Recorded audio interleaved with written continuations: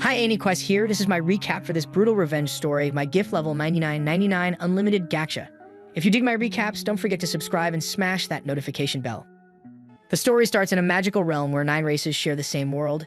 Elves, demon kin, dark elves, dwarves, beast folk, oni folk, centaurs, dragonutes, and finally humans, and one of whom is a young adventurer named Light. Wanting to pull his family out of poverty, Light bids farewell to his hometown and sets out on a journey in search of wealth and strength. When he finally reaches the grand city, he's hit with the harsh reality of discrimination as people sneer at him just for being human. Still determined, he walks into the guild to register as an adventurer and is assigned an F rank since it's his first day. The receptionist asks if he has a special skill, and Light's face lights up as he proudly says yes, it's something called unlimited gacha. Curious, the girl asks him to explain it since she's never heard of such a thing before, but Light insists it'll be easier to show her in action. He pulls out his gacha device and presses it, creating a card right before her eyes. Beaming with pride, Light explains that whatever's on the card can be summoned. But his excitement dies fast when he realizes the first card's just a damn bent fork. Embarrassed, he laughs it off, saying it's just a failure and tries again. But instead of something useful, out pops even more worthless crap like a rotten apple and a piece of moldy bread. He insists it doesn't usually suck this bad, but she's already over it and just hands him his F-rank card without another word. So fired up, Light rushes to take his first quest.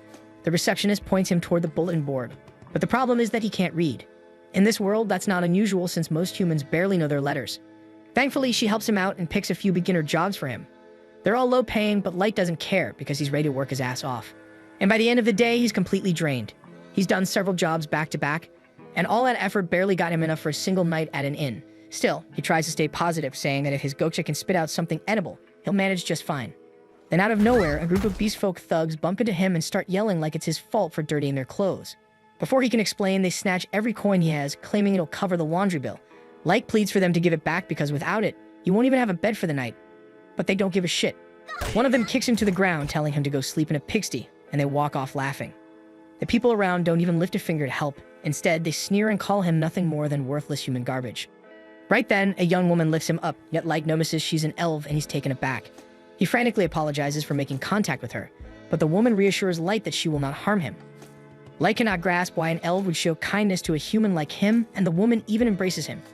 Spectators are appalled to witness an elf merely touch a human, and Light is completely stunned. This elf girl soiled her knees just to hold him, so he questions if he's dreaming. The woman assures him that he's not, and the rest of her companions introduce themselves. They state that they are members of the Concord of Tribes. It's the title of their group that represents all 9 races created by the divinity. The beastfolk names himself Garu, and the elf is Sasha. There is also Diablo the demon kin, Oboro the Oni folk, and Drago the dragonute. Then comes Nano the dwarf, Xion the dark elf, and Santoru the centaur. That makes 8 members, so the party reveals that all they need now is a human to complete the set. Light is left speechless, so they clarify that their aim as a group is an honorable one. They want to wipe out racism in the world and build a future where every race stands on equal ground. And they want him to be part of it, but Light cannot believe what he's hearing. So the group's leader steps forward and promises that they mean every word. And just like that, Light agrees to join them, heart full and eyes shining. Sometime later, Light finds himself under attack by enormous serpents, and he has to be saved by Drago. Another creature almost creeps up on him, but Sasha is there to kill it. She cautions Light to be more cautious and reminds him that they're in the largest and harshest dungeon in the world, called the Abyss. If anything strikes him here, he will bite the dust immediately. Light apologizes, so Sasha explains that she's simply worried about him, and she examines him to ensure he isn't hurt. They've been traveling together for a while now, and the rest of the group starts teasing Sasha, calling her out for always babying him. They joke that she just can't help herself, that the second she's near Light, her face turns red and all her tough talk melts away. Sasha tries to say that she only does not want their group's reputation damaged by losing a member, but the others are not convinced. Light is feeling quite useless at this point, but Drywood tells him not to be concerned. He says that he enjoys the tea that Light prepares for them, so he's already contributing enough. Light feels relieved hearing this, and the group continues their journey through the Abyss. They reach an area with only a single way out, and Drago decides that this is the ideal place. Light thinks that it must be time for a rest, so he cheerfully tells everyone that he will prepare his well-known tea for them to enjoy. He says that it will just take a moment, but Drago immediately cuts him off and announces that Light is expelled from the party. Light cannot speak, so Drago repeats himself. Light remains completely confused, so Garu simply tells him that he's being thrown out of the group. Everyone's attitude has completely shifted as they all become harsh, and Garu says that he's worthless to them now. Even Sasha calls him a foolish child and says that he always irritated her. They even wonder aloud if his incompetence comes from the lack of brain cells or if it's simply a human trait. They all drop their act and reveal that they despise human trash like him. Light desperately hopes that it's a joke, but they tell him that they didn't come all the way into the abyss for some prank. Light points out that they were all so kind to him before, but they admit that it was all fake as they needed him in their group. It makes no sense to him. So Drago explains that the entire setup was because of Light's ability. This only confuses Light more because his unlimited gocha has always seemed worthless. Drago says that their leaders have been monitoring Light because of his odd ability, suspecting that he might be something called a maestro. The only reason they brought him into the Conqueror tribes was to watch him closely. Light argues that his unlimited gocha is a useless ability because it only produces piles of junk, but that does not matter to them. They already know his power is worthless and his stats are even worse. That is why the leaders have decided that Light is not the maestro, which means he's nothing but dead weight now. The others wish the higher-ups had decided sooner because they hated pretending to like him all this time. Light knows nothing about these leaders or the maestro, but Drago says he's heard enough. It won't matter anyway as Drago declares that it's time to finish the damn job. Horror crashes over Light as he realizes he's not just being thrown out of the party, because finishing the job means they're going to finish his ass off. That's when it begins and Garou lunges forward, slicing across Light's face. His whole frame trembles as the brutal truth sinks in and he bolts in panic. But escape isn't an option as the group tells him there's no way out. He couldn't survive even a single beast in the abyss, so they tell him to just accept his fate. Sasha makes it clear there won't be a chance to run, firing an arrow that pierces through his damn leg. Garou admits how much pleasure he gets from hunting humans and Xian agrees, saying their freaking screams are like a sweet melody to her. Garou doesn't stop there and he kicks the shit out of Light. Drago tells him to cut it off, but Garou is eager to keep going, so Sasha reminds him they have to stick to the script. Their excuse is going to be that a monster from the abyss killed Light, so they can't leave behind wounds that say otherwise. Garou steps up to deliver the final blow, telling Light he's been a fun target to beat on, so the end won't be quick. Light crawls desperately across the ground, questioning how it all came to this shit. His hopelessness explodes, and he shouts that he doesn't want to die, accidentally activating a teleport trap. Drago yells at Garou not to let the damn rats slip away, but it's already too late. A few seconds later, Light finds himself elsewhere in the dungeon, but the change in scenery brings no comfort. His injuries are severe. He knows the moment one of the creatures here finds him, he's done. All he can think about is his family, wondering what led to this. The others had treated him kindly, and he thought they were becoming like comrades after everything they'd shared. But reality is cruel, and the friendship was fake, and they took joy in breaking him. They were thrilled at the thought of watching him die, and they planned to do it with smirks on their faces. Light's heartbreak quickly burns into fury, and he now despises every single one of them, so he promises to wipe them out. That fury lights a fire in him, and his thirst for vengeance refuses to let him fall here. He swears they'll pay, and he'll tear them all to pieces and take his sweet revenge. But things only get worse as a creature shows up, and Light's eyes go wide as he sees its level 1000. That shouldn't exist because beasts like that belong in myths. That's when Light realizes the terrifying truth that he's been warped to the very bottom of the abyss itself. There's no freaking chance of escape as the monster closes in, but Light refuses to perish before claiming his vengeance. All Light has to even attempt to resist is his unlimited gocha, so he activates it. Light triggers his unlimited gocha again and again, silently begging for a miracle. He will not surrender because he must destroy those who betrayed him at any price and return to the family he treasures. And by fortune, Light's persistence succeeds and his gocha blazes with dazzling brilliance like never before. The monster strikes, but it's already too late as Light's gocha produces a new card. A voice proclaims that nothing shall harm its master, and a maiden manifests, completely obliterating the level 1000 creature. This mighty girl clears the wreckage she caused and astonishingly kneels before Light. She heals him and quickly apologizes for doing so without asking his permission first, saying it would be shameful if his handsome features and fair pearl skin were marred by such dreadful injuries. Light is amazed to hear her speak this way about him, and even more shocked to realize that she has healed every wound. The girl asks him to grace her with his name and his fine voice, so Light tells her who he is. The girl calls him Master Light and announces that she will devote her existence to serving him.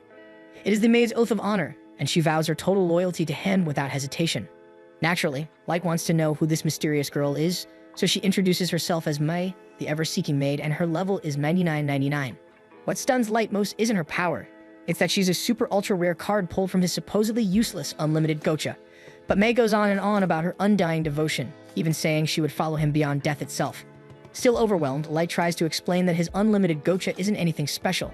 There's just no way someone like her could have been summoned from such a useless skill. Mai kindly asks permission to inspect his gocha using her appraisal ability, saying she'll only do so with his consent because it's the proper way for a servant to act, and Light agrees. As soon as she examines it, Mai is amazed. She reveals that Light's abilities are buried beneath a powerful concealment barrier known as Conceal, and no one below her level would ever be able to uncover it. Then she tells him that his unlimited gocha is anything but trash. It allows for infinite draws, and the quality and rarity of what it produces depend on the mana levels in the surrounding area. She lists the rarity tiers from highest to lowest. Extra, super ultra rare, triple S rare, double S rare, rare, normal, and at the bottom, error. Light doesn't fully understand the part about mana, so Mai breaks it down for him. She explains that mana is an invisible force that flows through everything in the world. but its concentration is weakest near the surface, which means the odds of pulling a super ultra rare like Mai up there are practically non-existent. But things are different down in this place. Right now, they're in the very depths of the dungeon, and the mana here is thick in the air. That means Light's chances of drawing rare cards improve dramatically at this depth. Mai has no idea what led him here, but she praises his courage for venturing this far below just to unlock the full strength of his unlimited gacha. Light, however, refuses to pretend he's some kind of hero. He admits that he would have never made it this far on his own. He explains how his old allies turned on him, how they slashed him, beat the shit out of him, pierced him with an arrow, and left him for dead. As he speaks, the memories overwhelm him. Tears come, but so does the rage, and he swears that he won't rest until every single one of them pays the price. Without warning, Mai gently wraps her arms around him and apologizes for the torment he's endured. She assures him that now that he has her at his side, serving justice to those traitors will be effortless. She then begs Light to give her the order to hunt down the treacherous ones and bring back their heads on stakes as tribute. Light takes a step back, not giving an answer, so Mai assumes it's because he has too much compassion in his heart and tells him his enemies are beneath mercy. But Light replies that's not the issue. He trusted them and got tricked. He was beaten nearly to death and thrown to the bottom of this cursed place. And the real problem wasn't them. It was his own weakness. And that's why he's decided that he must grow stronger. He admits it might be impossible for a weak human like him, but he desires vengeance by his own hand. He then wonders aloud if Mai thinks he's being foolish, but she says she would never think that of him. Instead, she declares that his desire is hers, and if his goal is personal vengeance, then it's her duty to see it through. She says that she believes in what he can become more than anything in the world, so Light thanks her for her unwavering loyalty. With their resolve now aligned, Light rolls his unlimited Goksha once more in the depths of the abyss, vowing to master his ability to build a kingdom powerful enough to clear the way toward his vengeance. 3 years later, we find that Light has established a massive empire deep within the abyss itself. Standing before his gathered maids, he praises them for their efforts, telling them they all did great work today. They respond in unison, thanking their beloved Master Light. Every single one of them is completely infatuated with him, whispering to each other that they must have spent all their life's luck just to be near him. One overly enthusiastic maid even goes as far as to wish she could get a sniff of his feet. Their obsession quickly gets out of hand, and Mai, clearly irritated, asks Light for permission to discipline them. But Light waves her off with a smile, saying it's fine or simply devoted to him, and he lets their behavior slide. Then we see the true scale of Light's empire, vast cities filled with bustling shops and countless citizens leading peaceful lives. Wherever he walks, people greet him warmly, calling out to Master Light and offering him their finest dishes. Even those who are running low on supplies approach him without fear, knowing their leader is kind and fair. Light reassures them that he'll alert the administration to fix any shortages, and Mai immediately takes charge, insisting on resolving every issue at once to ensure no one doubts the empire's stability. Light observes that the population has grown enormously over the past 3 years, and he realizes he might need to overhaul the entire governing structure soon. His next concern is the status of his elite warriors. Each one is summoned from level 99 super ultra rare cards. Mai reports that they're all currently out on missions. Oyuki, for instance, is mapping the outer perimeter of the abyss, a region crawling with dangerous creatures. But Light isn't worried because he's confident that a genius beast tamer like her can handle anything out there. Next is Ellie, who's been hard at work developing new forms of magic aligned with Light's grand vision. He knows he's given her a lot to handle and hopes she isn't pushing herself too hard to meet his expectations. Then there's Nazuna, who's patrolling the castle as usual. She specializes in close quarters combat, making her the ideal bodyguard. Mai admits Nazuna isn't exactly the sharpest mind in the group, but she's easily the most entertaining to be around.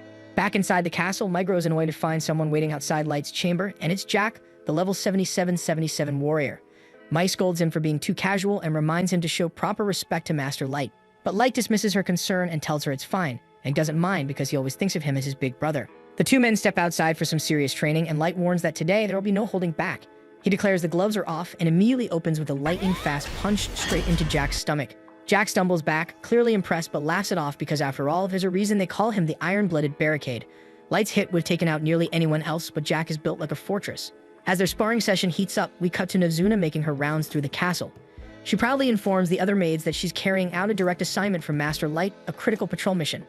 The maids shower her with praise, saying they feel safer knowing someone like her is watching over them. Nazuna tries to remain modest, saying she's just doing her duty, even if her posture says otherwise.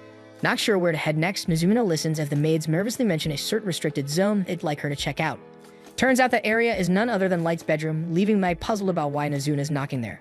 Nazuna says she's simply planning to inspect the room, but Mai calmly tells her that Light's quarters are already tightly secured. But Nazuna hits back by pointing out that Light isn't even home right now, and more suspiciously, wonders what Mai is doing inside. Mai quickly claims she's just keeping busy, as all diligent maids should be, but Nazuna shrugs and lets herself in. Once inside, Nazuna begins to observe the surroundings. Something seems off. The bed is clearly ruffled, as if someone had been flopping around on it. Even stranger, there are impressions on the pillows like someone was lying down, kicking their legs and sniffing. Mai doesn't flinch and calmly says this is part of her specialized bed-making technique. She claims it's a top-secret method not to be shared. Nezuna, completely convinced, gasps in admiration. She praises Mai's incredible skills and says she truly deserves her position as Light's first ever summon. But Nezuna didn't come empty-handed. She also delivers a message from the other maids. They're fed up with Mai monopolizing access to Light's room. The note says the maids demand fair cleaning rights, and that a formal petition has already been launched to remove Mai as head maid. They accuse her of tyranny and sign off the letter with a sharp "get wrecked."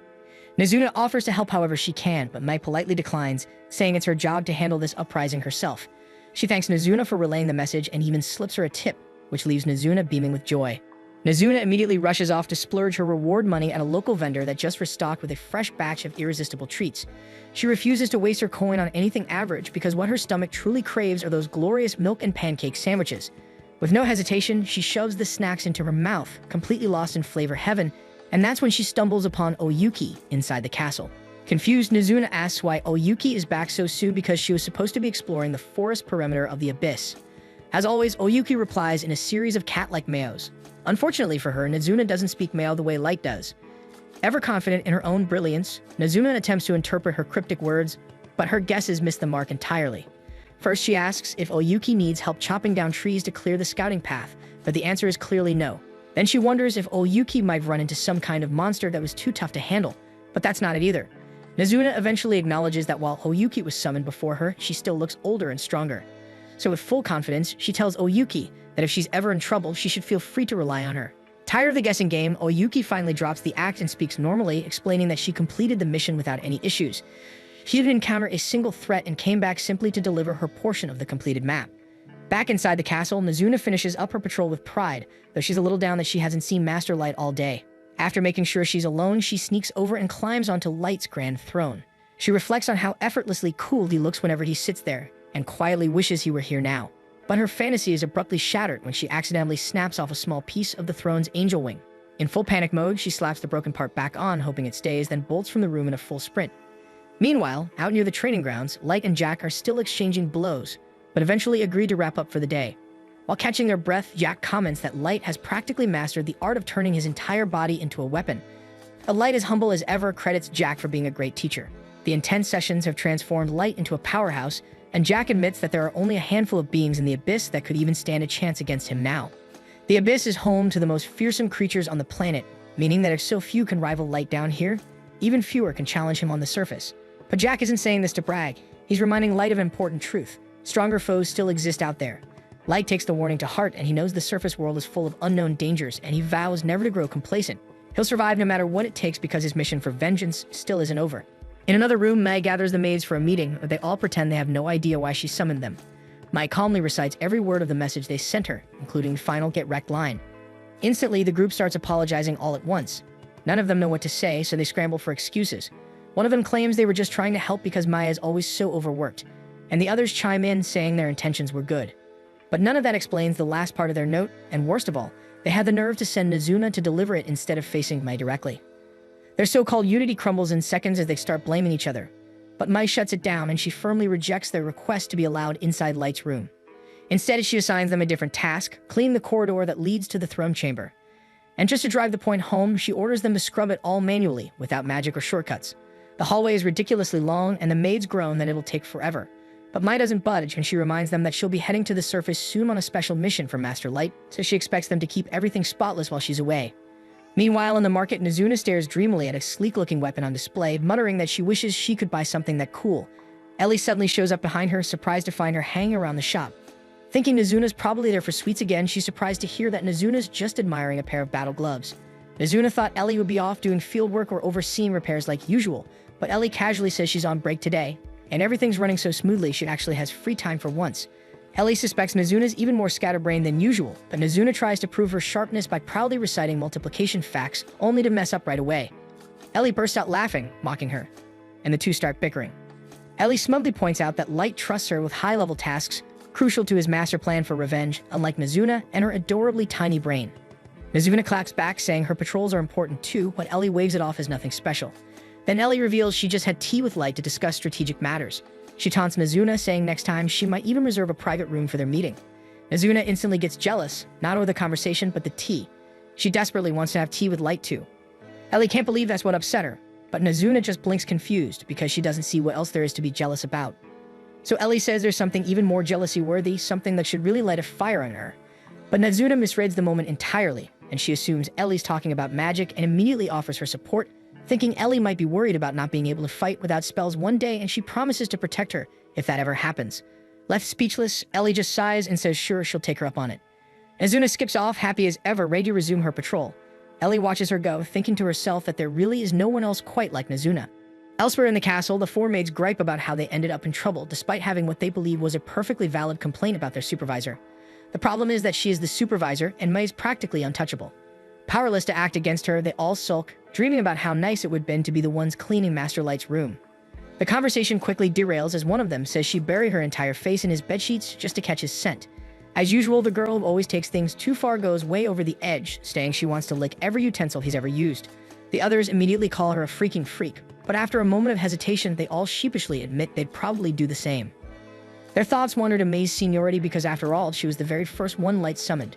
It wasn't until 3 months later that Oyuki appeared, and they can't stop imagining what might have happened between Light and Mei during that time, and their imaginations spiral out of control. Light is pure, innocent, and sometimes completely clueless, and the idea of a young boy and girl being alone together in a death trap of a dungeon makes them sick with envy. They feel so jealous, they wish they could channel that emotion into an actual curse to put on Mai. They try, but all freeze in horror when Mai suddenly appears behind them. They had all assumed she'd already left from her surface mission, but apparently not. Mai tells them she caught wind of them chanting "die" repeatedly, and has come for an explanation. Instantly, the girls change their tone, pretending to be nothing but loyal underlings, but Mai isn't fooled in the slightest. Eventually, they confess, admitting their envy got the better of them. What they really resent is the fact that Mai got to spend so much one-on-one time with Light. Mai tells them she has no obligation to share what happened during those 3 months, but since she's feeling charitable, she'll humor them. She reveals that during that time, Light didn't spend a single moment doing anything remotely romantic or questionable. He buried himself in study, devouring every book he could find and practicing martial arts non-stop, because he was entirely consumed by his goal of growing stronger. As for all the depraved fantasies the maids cooked up, none of them came even remotely true. Mai admits that lately she'd been feeling like she might have been too strict, that maybe her leadership had been a little unreasonable. She was even considering lightening their workload. But now after hearing what they were plotting, she realizes she was way too lenient. Not only will they be scrubbing the hallways by hand, but she's adding the throne room to their task list as well. The girls groan in despair, realizing that will take an eternity, but Mai coldly remarks that given how much time they spent badmouthing her, they clearly have plenty to spare. Her tone shifts from casual to commanding as she tells them to acknowledge the order immediately. The maids have no choice but to salute and get to work, grumbling as they go. But just as they begin cleaning, disaster strikes. The broken angel wing on Light's throne, previously reattached in a panic by Nazuna, snaps off and hits the floor. Inside her room, Nazuna stretches out with a sigh of relief, proud to have completed another day of keeping the peace. Still, there's a lingering disappointment in her chest because she didn't get to see Light at all. More than anything, she wishes he'd finally give her the order she's been waiting for. She wants to be sent to the surface so she can destroy everyone who dared to betray him. She eventually calmed down, hoping she could see him the next morning, and fell asleep with that wish in her heart. The following day, Light steps outside the castle and finds the usual scene, Ellie and Nazuna locked in another argument. Nazuna lights up the moment she spots him, thrilled that her wish came true and she gets to see Master Light again. As always, Light can't help but treat Oyuki like a cat, and the other girls quickly become jealous of the attention. But the peaceful moment is shattered when a familiar beast shows up, one that looks exactly like the hellhound Light first faced when he fell into the abyss. Even now, Light feels his body tense up at the sight of it, haunted by the fear from that day. But things were different now because he had powerful warriors by his side, and they were ready to fight without hesitation. Nazuna drops her usual airheaded tone, filled with rage that a lowly training mutt would dare show its face in front of Light. Ellie's furious too, ready to punish the creature for its arrogance. Oyuki is equally disgusted. Just the hound's presence is disturbing Light's peace, and she promises to wipe out their entire breed if needed. They make it clear that they're about to unleash the overwhelming force of their level 99 strength. But before they can make a move, Light gently steps in and tells them it's alright. His voice alone is enough to make them stop instantly. He reassures them that he's fine now. Surprisingly, Light even apologizes to the beast for scaring it. In the back of his mind, he knows that if he ever gave the word, his girls would wipe the hellhounds from existence. Then Light gets to the reason he gathered them. He informs them that Mai has returned and her mission was a success, which means it's time. Their target has fallen right into the trap, and now they move to phase 2. The girls are a bit annoyed that Mai got to take the lead, but they're just as fired up knowing they're finally moving forward. Light turns and leads them forward, declaring that the first dish of his long-awaited revenge is finally ready to be served. Far away in the City of Wolves, one of Light's targets, Garu, strolls through the streets, The people cheer for him like he's a hero, blissfully unaware that vengeance is already on its way. The villagers absolutely adore Garou, so much so that one of them even suggests he should date his sister. They constantly shower him with praise, and Garou doesn't shy away from it for a second. He basks in the adoration, boldly telling everyone to step aside for a true megastar. Nearby, a human rummages through some garbage, and Garou finds the sight utterly revolting. Without hesitation, he refers to the man as street trash, violently hurling him to the ground before spitting in his face. Like many of his kind, Garou harbors open disdain for humans, and he warns the man to disappear and never show his face again. Later, at a local tavern, he confidently claims the best seat and instructs his entourage to order anything they like, boasting that he's been earning handsomely. His companions heap praise on him, calling him a symbol of pride for all beast folk, even though he himself once clawed his way up from the filth of the slums. Now he's a leader admired by many. With unfiltered arrogance, he tells them that becoming someone like him isn't something just anyone can do. He's mastered the art of influence, and since beast folk are naturally inclined to follow, all he needs to do is leverage that trait, then life becomes royalty. According to him, the key to success lies in properly categorizing tasks, knowing which ones are worth the investment and which consume too much effort for too little return in power or profit. One of the less intelligent beast folk brings up an old job Garou took 3 years ago involving the conqueror of tribes, asking whether it had been lucrative. Another companion scolds him for prying, but the wolf-like leader answers calmly, stating that the federation they worked for had bound them by oath, making it impossible to reveal any specific details. He recalls, however, that it was the easiest and most profitable mission he'd ever taken. Just eliminate one insignificant, worthless human boy, and now he's both wealthy and respected. Still, something about that portal nags at him. He never discovered where it led, though he highly doubts someone like Light could possibly survive. What intrigues him more is the mysterious maestro that the Federation was so obsessed with locating. The thought alone sends a chill through him, warning that digging too deep into it might be dangerous. Before he can think further, his thoughts are interrupted by the sudden arrival of a stunning young woman revealed to be Mai, who politely asks if they can speak. She inquires whether he is Garou, the beast folk leader, and he nods after casually sipping from his drink. Mai falsely claims to have served as the maid of Master Light, who she explains hails from an esteemed noble bloodline.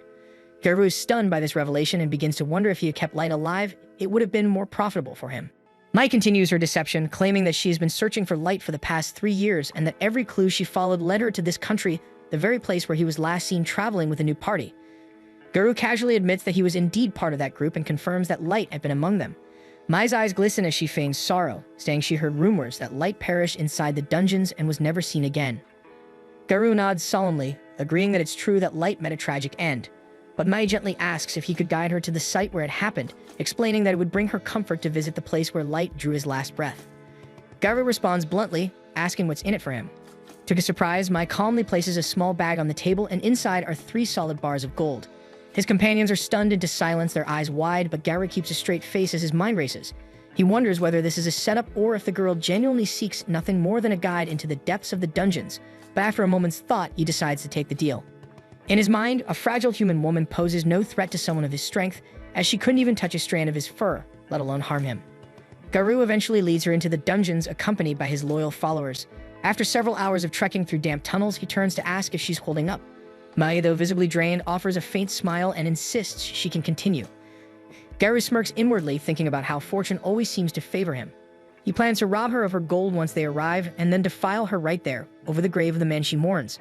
Finally, they reach the cavern where Light had once been abandoned and left to die. Garou gestures ahead, claiming this is the spot where Light met his unfortunate fate. He spins a false tale about a group of monsters ambushing them, saying Light didn't have time to flee, was torn apart, and then triggered a teleportation trap, and was never to be seen again. Mai collapses to her knees, tears streaming down her face, while Garou's thoughts turn cruel. He mocks how pitiful humans are, so fragile, so unaware of danger even as it closes in. His men subtly spread out, forming a circle and sealing off the only escape, while Garou continues his performance, pretending to layman that he tried to save Light, but failed. Just as he prepares to strike, Mai's tone suddenly changes. Her voice hardens as she declares that only the most depraved creatures in existence could deceive someone as pure-hearted as Light, luring him into a filthy dungeon only to betray him. Her words echo sharply against the stone walls as she glances around, regret burning in her eyes, admitting that if she had entered Light's service even a little sooner, he would have never been hunted, shot through the leg, and beaten until he could barely breathe. Garou instantly senses danger and instinctively leaps backward, his mind racing with confusion about how on earth this woman knows such specific details. His followers glance around, clearly puzzled, unaware of the full weight of what's just been said. But Garou knows better. The only individuals who could possibly be aware of that event are either members of the conquered of tribes or high-ranking figures from the nation's elite. He narrows his eyes and demands to know who she's working for, accusing her of being a spy dispatched by a rival tribe. She scoffs in response, boldly declaring that she serves no one but Light, and that Garou is about to face her fury. The raw energy surging from her sends a shudder through him, which he finds deeply unsettling. He tries to reassure himself that she's nothing more than a worthless human, good only for being used and discarded. But the moment she locks eyes with him, a cold wave of dread washes over him. His instincts are screaming the truth that this is no bluff, and if he fights her, he's going to die. Just as Maya is about to strike, a calm voice echoes from the shadows, and it's Light's voice urging her to stand down, saying that he'll handle Garou personally. Garou's eyes widen, refusing to believe what he's hearing. But then, Light steps forward into view, his tone almost casual, as if greeting an old acquaintance. He tells Garou he's come to settle the score from 3 years ago. Suddenly regaining his swagger, Garou bursts into laughter, claiming he never thought he'd see Light again. He mocks him for being a pathetic level 15 human, bragging that someone like him couldn't possibly stand against a level 158 raid boss. He sneers, saying he doesn't even care how the hell Light survived, but now at last he can slay him with his own hands and drag his corpse back as evidence. Light exhales softly, asking if Garou isn't at least curious about who Mei is or how powerful she really might be. Garou shrugs it off, admitting that he has no clue about the true strength of this so-called maid, but he's absolutely certain that weak-level humans will never measure up to beast folk like them. He boasts that all his men are above level 130, and that they'll crush them with overwhelming force. Without further delay, he gives the signal to attack. 2 of his subordinates rush toward Light at full speed, weapons drawn, ready to strike him down. But in an instant, Mei intercepts them, appearing before they even blink. Their heads fall cleanly to the ground in the same spot, while their bodies collapse in silence. She coldly warns that anyone who dares to threaten Light will lose their life. But Light calmly instructs her to fall back and block all the exits because this time he wants to have a little fun himself. Garou's men start to lose their nerve, unable to comprehend what they've just witnessed. But Garou quickly tries to get them back in line, brushing it off as nothing more than a cheap parlor trick she pulled, nothing real.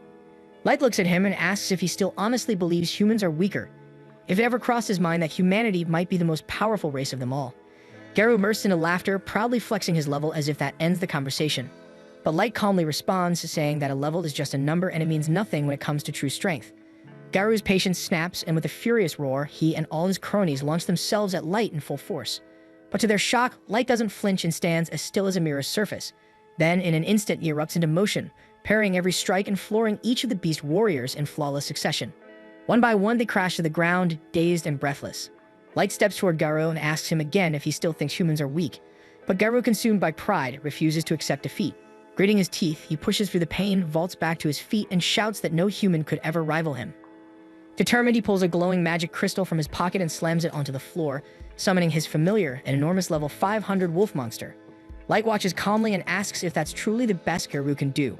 But Garou assumes he's stunned into silence and mocks him, urging him to start begging.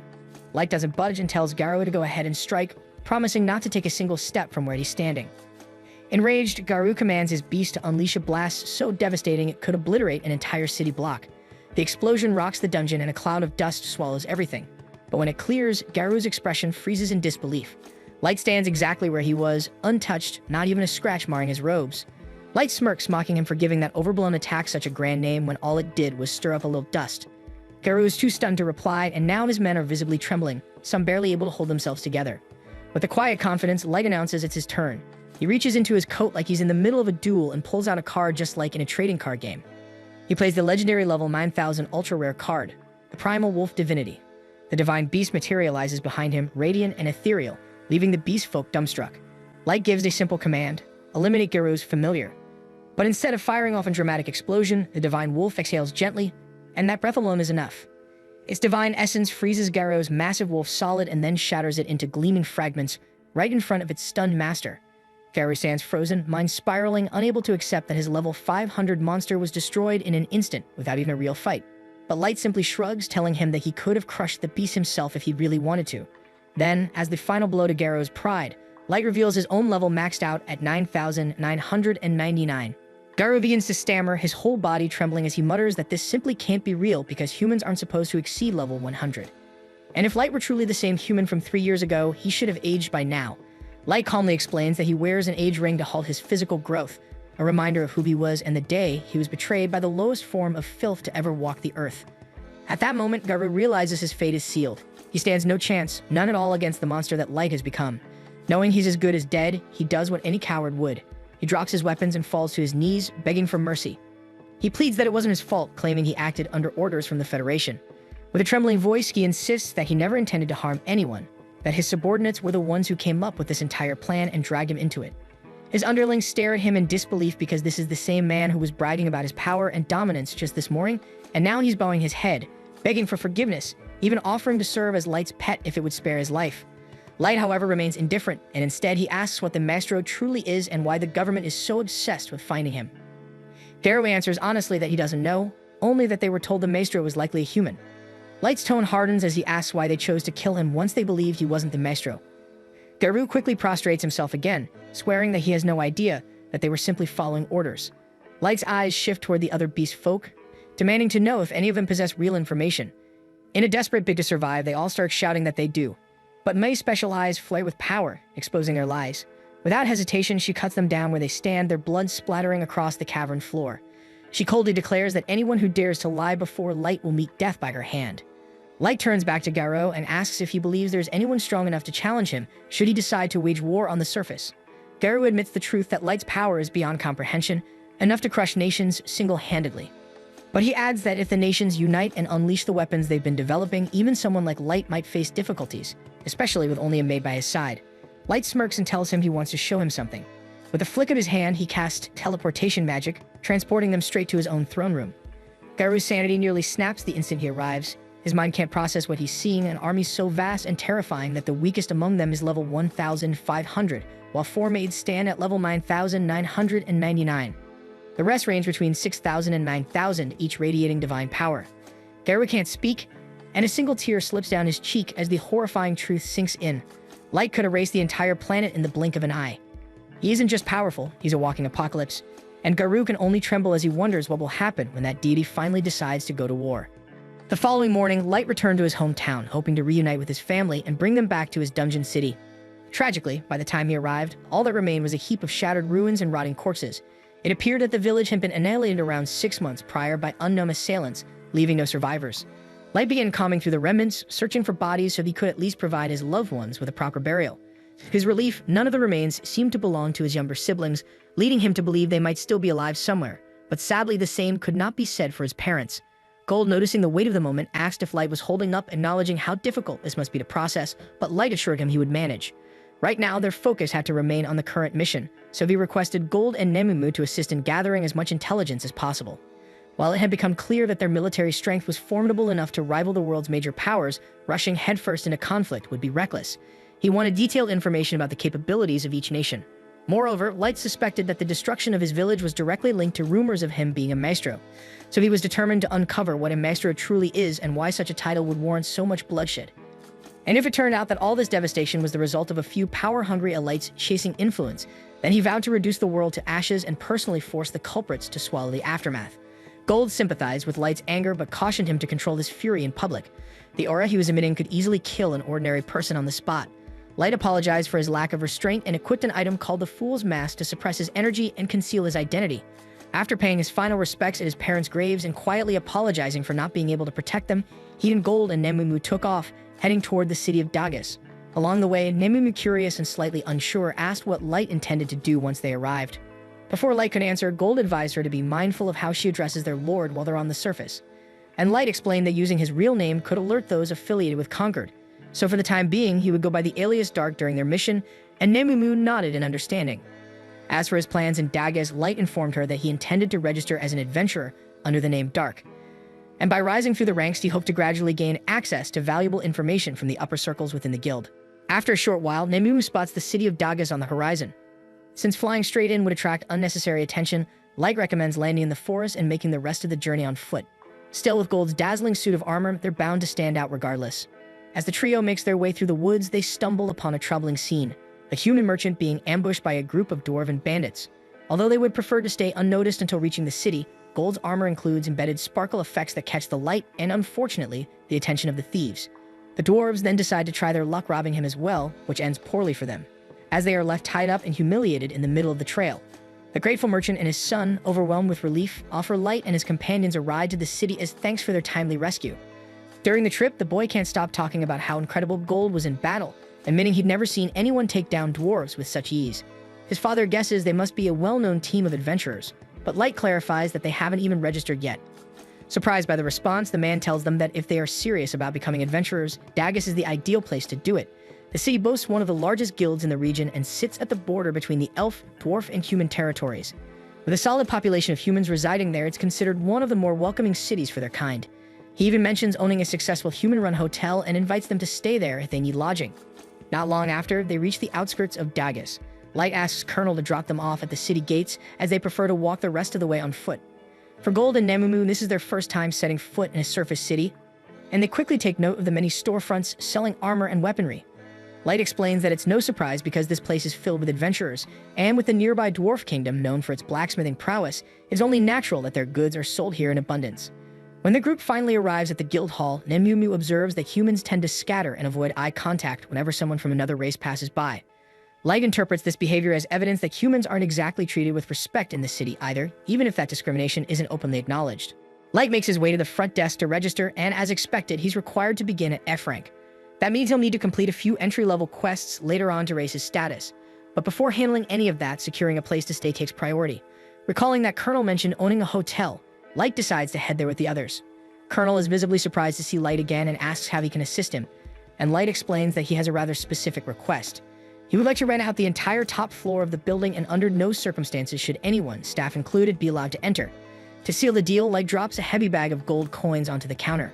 Colonel is left utterly speechless, unsure how to respond. Light offers to pay even more if needed, but Colonel quickly assures him that this is already 10 times more than necessary. He also says he can't accept such an extravagant sum from the man who saved his life earlier. However, Light remains firm in his decision, and eventually Colonel accepts the generous offer and promises to prepare the rooms immediately. Not long after, Light and the group head upstairs. Once inside, Light takes out several perception-blocking spell cards and activates them throughout the room, ensuring that no one can eavesdrop or spy on them. Finally, able to let his guard down, he pulls up a chair and sits, taking a moment to rest.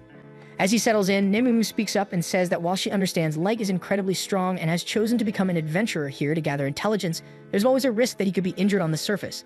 She believes it might be safer for him to return to the dungeon city and let the rest of them handle matters on his behalf. Although Light is generally a calm and considerate person, Nemumu's suggestion hits a nerve. To him, it sounds like she's trying to sideline him from his own mission of revenge, like she thinks he's not capable of carrying it out himself, so that implication infuriates him. Nemumu immediately realizes her mistake and drops to her knees, begging for forgiveness, but the damage has already been done.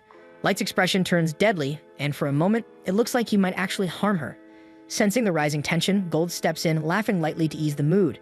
He tells Light that Nemumu simply doesn't grasp the emotional weight behind revenge, and he explains that Light intends to carry out his vengeance with his own hands, no intermediaries, no delegation, and that's something truly noble to stand behind. Hearing Gold's lighthearted jab brings Light back to his senses, and he realizes that he may have let his emotions spiral out of control. He kneels down and apologizes to Nemumu, admitting that he overreacted and understands her words came from genuine concern for his safety.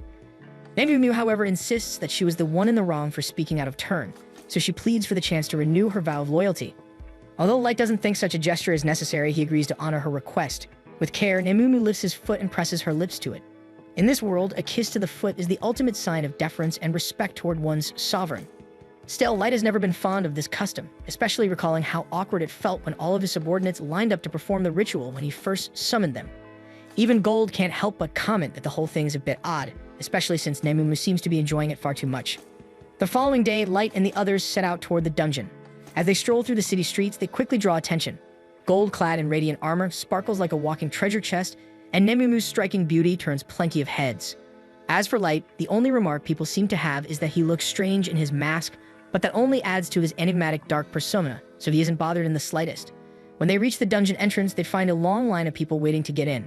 Gold quickly notices something odd. There aren't any elves present. So Light explains that the elf and dwarf kingdoms are currently locked in a territorial dispute over ownership of this particular dungeon, which has led them to avoid crossing paths. Nemumu compliments Light on always having an answer for everything, which he appreciates, though he raises an eyebrow and asks if she really needs to stand that close, as her melon is pressing hard against the back of his head. She replies with complete seriousness that it's her duty to guard him at all times, and maintaining close proximity is part of that responsibility. Before Light can protest further, he notices a small group of 3 cutting ahead in line. The shortest one is likely a servant, while the second appears to have received moderate combat training. But it's the man in front who truly catches Light's eye. Despite the oversized weapon slung across his back, his movements are sharp, deliberate, and practiced, signs of a seasoned warrior. The surrounding humans hesitate to confront him, likely afraid of provoking a deadly response, but Light has no such fear. Stepping forward, he calls out the elf for his rudeness, stating plainly that cutting in line is unacceptable. The elf immediately bristles with rage when he realizes a human had the audacity to speak to him. He reaches for his sword, clearly ready to escalate the situation, but the elder accompanying him quietly advises that it's not worth causing a scene over something so trivial. After a brief pause, the warrior reluctantly agrees and moves to the back of the line. But as he passes by Light, he leans in and coldly warns him that he'll come to regret showing such disrespect. Once the elf is out of sight, the surrounding humans begin to cheer for Light, applauding him for standing up to the arrogant bully. The kids from earlier even return to personally thank him, having finally mustered the courage to approach. Light tells them there's no need to thank him because he simply acted out of self-interest, but the children remain sincerely grateful nonetheless.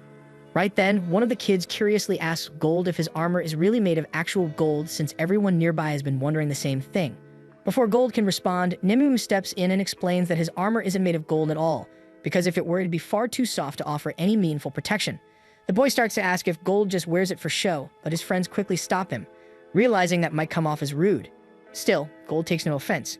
With a grin, he proudly admits that he absolutely wears it for attention, because no color better reflects the shining example he strives to be as a knight. The conversation shifts as the kids ask if this is Light's group's first time venturing into the dungeon. Light confirms, but also wonders aloud how they guessed.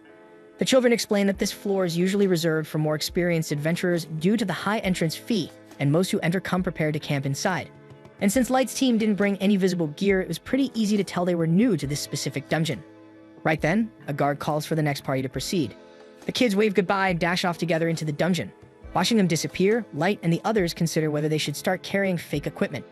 Even though all their actual supplies are stored inside an item box, it might be worth the effort just to avoid looking like total newbies. A short while later, it's finally their turn to enter.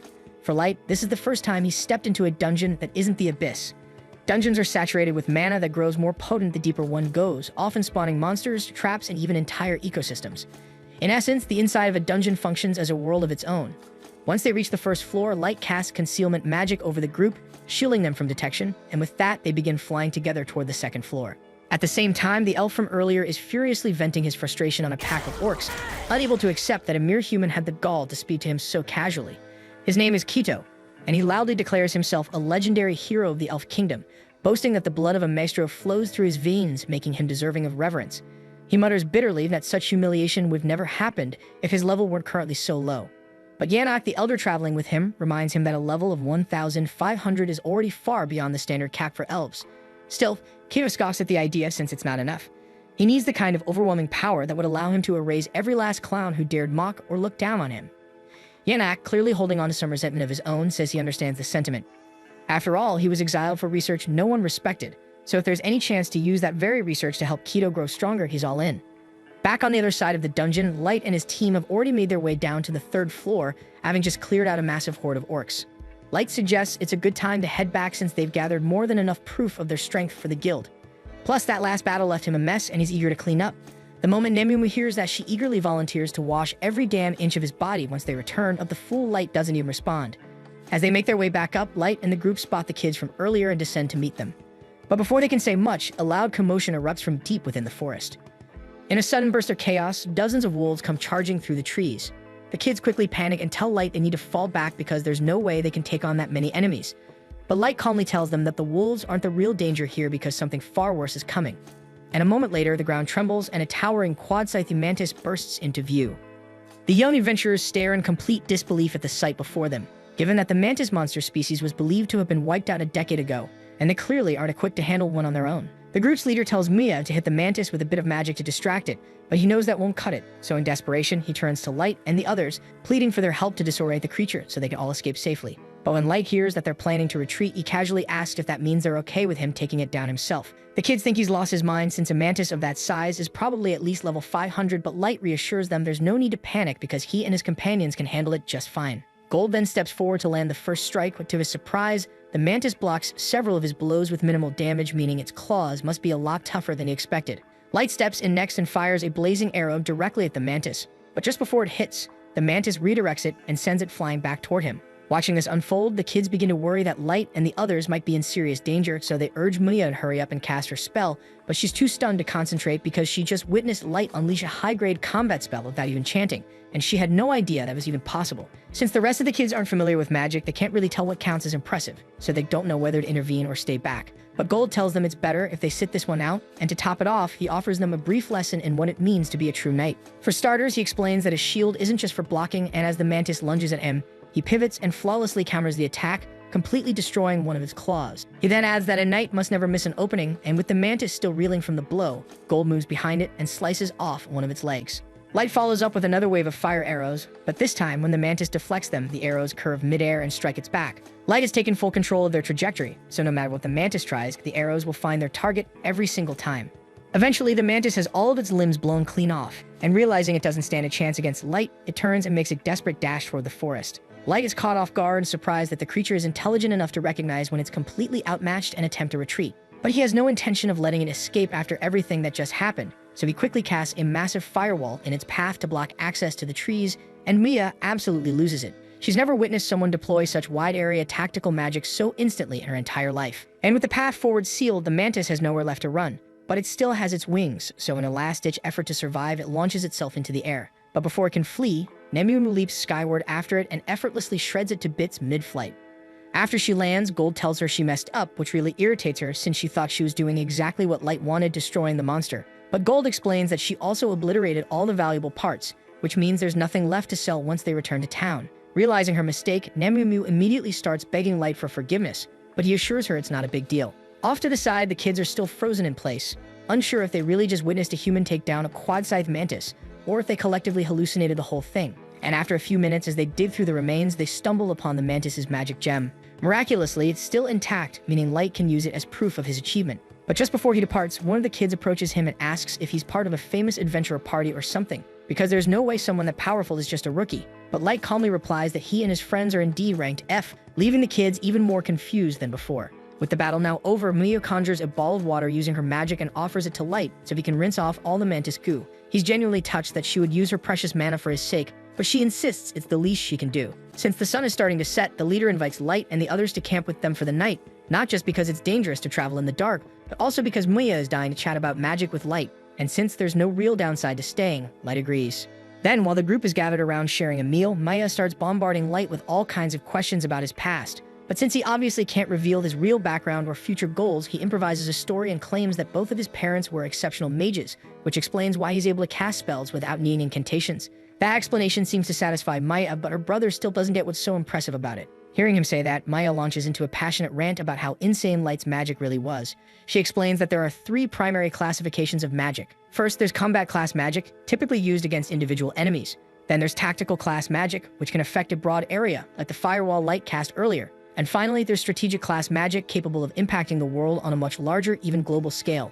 That includes cataclysmic spells like triggering earthquakes or calling down meteor strikes, which usually require a team of elite mages to pool their mana and recite lengthy incantations in unison to even attempt. While other races can cast powerful magic with relative ease, it's extremely rare for humans to reach that level. That's why Mio is so stunned to see someone like Light pull off a spell of that caliber so effortlessly. Her brother might not understand the mechanics of magic all that well, but from how Maya explained it, you can tell Light is on a completely different level. Still, he tells Mia she deserves credit too, since her abilities were strong enough to earn her a formal recommendation to the Duchy's Magic Academy. It piques Light's interest, so he asks if they mean the academy overseen by the Principality of Nine, the governing body formed by all 9 major races. Mia confirms that's the one, and Gold adds that being recognized by the Principality is no small feat, which makes it clear she's a highly capable mage. Her brother agrees, but says their circumstances made things difficult. Both of their parents passed away during a plague, and without the money to afford academy tuition, they had to form an adventuring party with their childhood friends, Jimra and Wordy, just to survive. Currently, their main objective is to earn enough through dungeon runs to eventually send Maya to that academy. But Maya says she's already happy just being able to travel with the people she cares about, so they don't need to go to extreme lengths for her. Her brother promises not to do anything reckless, and watching the two of them talk like that brings back memories for Light, specifically of the moments he used to share with his own younger sister. Right then, Mia and her brother ask Light what inspired him to become an adventurer. So sticking to his cover story, he tells them his parents died in a fire, and he was left with severe burns, prompting him to search for a rare magic potion that could heal his injuries. The story sounds so tragic that everyone falls silent, unsure of how to respond. Sensing the awkward tension, Jimra decides to break it by abruptly asking if Gold and Nemumu are a couple. Nemumu immediately bristles and snaps that she would never, under any circumstances, date someone like Gold. Gold, on the other hand, remains composed and casually replies that he has no interest in dating a woman as immature as Nemumu, While those two go back and forth in their usual bickering, somewhere deeper in the dungeon, Kido is busy slaying orcs to collect the necessary biological samples Yannick needs for his next experiment, an attempt to bypass the level caps placed on every race. Now that they gathered enough magical material, Yannick says the only thing left is a human test subject, and Kido already knows exactly who he wants for that role. Time passes and Light stops by the guild to exchange his most recent batch of magic stones. A crowd quickly gathers around him, amazed by the sheer volume of gems he managed to bring back. Ever since Light and his team took down the Quad-Scythe Mantis,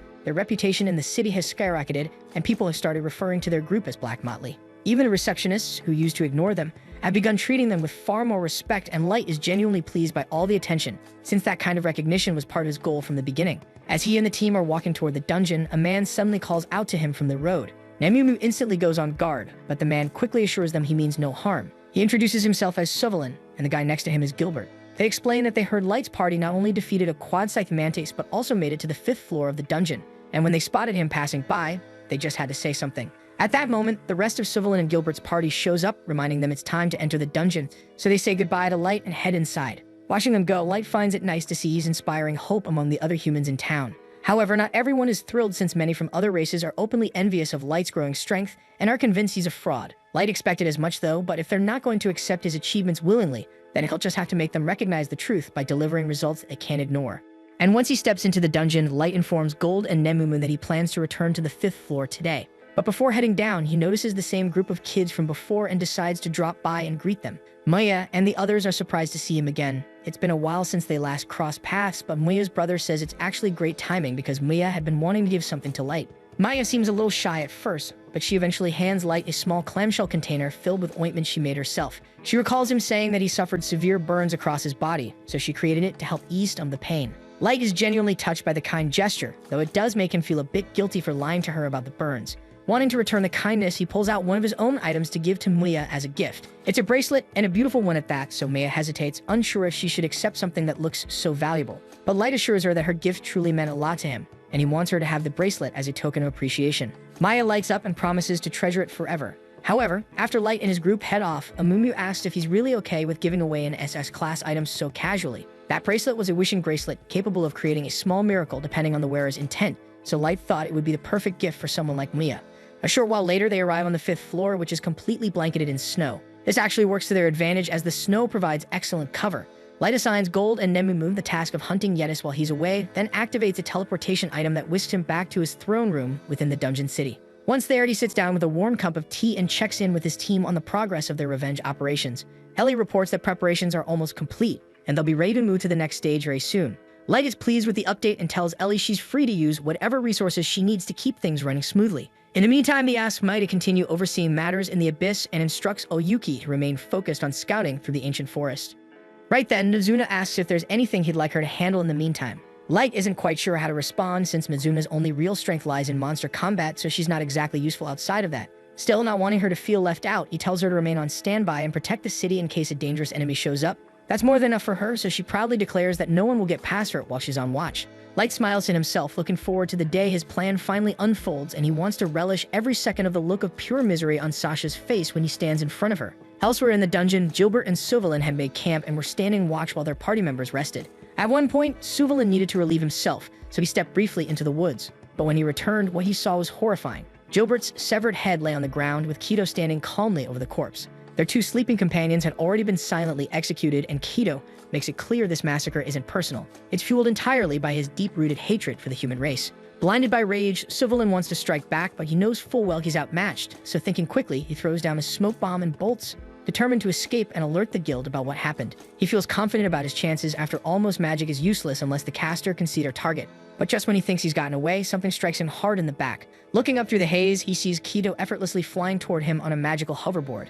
Moments later, Suvalin is knocked unconscious by Yannick, who berates Kido for killing all the humans despite being crystal clear about needing them alive. But Kido doesn't see what the big deal is, because in his eyes, killing a few worthless humans shouldn't matter, especially since Yannick never cared about them in the first place. But Yannick is running out of time and viable test subjects, and his research is still unstable, so he points out that Suvalin will likely die from side effects long before the formula is perfected, so they'll need to hunt down more human lab rats, and fast.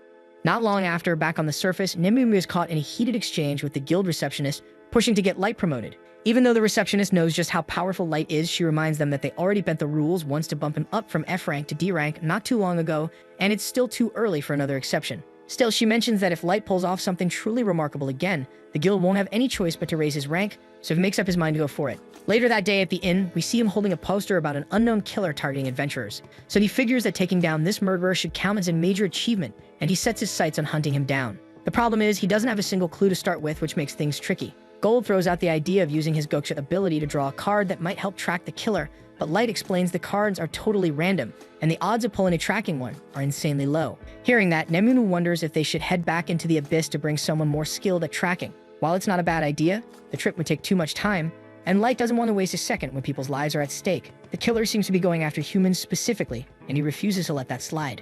Right then, the three of them sense a spatial distortion tearing open inside the room. Something's definitely about to arrive, so they immediately drop into formation and get ready for combat. But instead of a threat, Light is stunned to see Maya tumble out of the portal unconscious. He rushes forward and catches her, only to watch the miracle bracelet he gave her snap in half. He doesn't know what she just went through, but whatever it was, it clearly wasn't good, so he carries her gently to bed, hearing her mutter fragments in her sleep, saying she needs to warn him about something important. Light then casts a healing spell on her to speed up her recovery, but she's still too weak to speak. With no other choice, he quietly apologizes and prepares to read her mind. Using a high-level spell, he dives into her thoughts and is suddenly hit with a vivid memory. Maya and her team coming face to face with another party of human adventurers.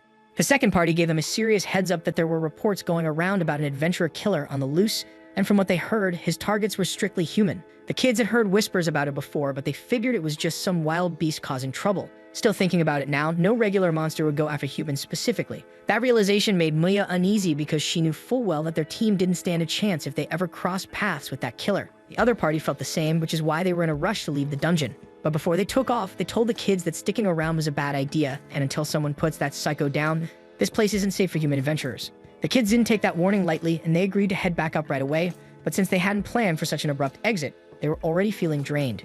Still, they had no choice but to push on, even as night fell, because stopping meant risking their lives. And just their luck right then, they hear Yanak's voice echo through the dark, warning them that it's dangerous to be wandering around so late. None of the kids had any clue that these two were the killers they were so desperate to avoid, so Maya, not suspecting a thing, suggests they warn them too. They let Yanak and Kito know that there's been a string of murders happening in the dungeon and advise them to get out while they still can. Kito and Yanak thank them for the tip, and for a second, the kids feel relieved, thinking they must just be regular adventurers too. But then Yanak casually starts complaining that he should have cleaned up their last ambush better, since all this chatter has made human adventurers more cautious, and now they're avoiding the dungeon. That single sentence hits like a brick wall, so the kids freeze in horror as it dawns on them that they're standing face to face with the very murderers everyone's been terrified of. And Kito looks like he's enjoying every second of watching their fears sink in. The group is paralyzed with fear, but they quickly understand the truth. There's no way all of them can make it out alive, so the three boys draw their weapons and yell for Mia to run, ready to hold them off with everything they've got. Kaito is visibly offended that mere humans would believe they could take him on, so when Moya's brother charges at him, he casually slashes him across the chest without a shred of hesitation. He does the same to the other two boys as well. They're not dead yet, but their injuries are so devastating that they're barely hanging on. Still, they force themselves upright again and shout at Moya to run, choosing to throw themselves at Kito one last time. Their persistence only angers Kito further, so he decides he's done playing around and goes in for the kill. Yanak shouts at him, furious, that Kito just ruined his chance to use the boys as test subjects. But Kito snaps back, saying he's not about to let anyone who dared to disrespect him live, because fighting back like that, trying to protect someone, it's revolting. And he adds that Yanak can still perform his experiments if even one or two of them survive. Yanak admits that a magician does make for a valuable research subject, but he argues that those two boys could have been equally useful, so Kito swears he won't kill any more lab rats from here on. Still, before Yanak starts working on Maya, Kito wants to teach her how to crack a watermelon, because he's got needs that need satisfying. Yanak refuses to take part in that grotesque act, so he just tells Kito not to kill Maya and turns away in disgust. Maya is shaking in terror as Kito looms over her with sick intent, but before he can do anything, her brother miraculously staggers to his feet and screams at her to run. Yanak is astonished that the boy is still breathing with wounds like that, exactly the kind of resilience he needs in a subject, so he orders Kito to make sure the boy is taken alive no matter what. The boy's body is nearly shutting down, but he doesn't care. All he's thinking about is giving Mia a chance to escape. He screams at her one more time to run, and even though she doesn't want to abandon him, she realizes this might be her only window. So with Kito briefly distracted, she turns and sprints away. The moment Kito notices she's escaping, he gets ready to chase after her, only to be intercepted by Elio's desperate attack. Elio doesn't stand a chance of hurting Kito, but the move is enough to stall him and buy Mia a few extra seconds. Kito is itching to finish off Moya's brother once and for all, but Yanak reminds him yet again that he needs the boy alive, so Kito restrains himself from making a fatal move.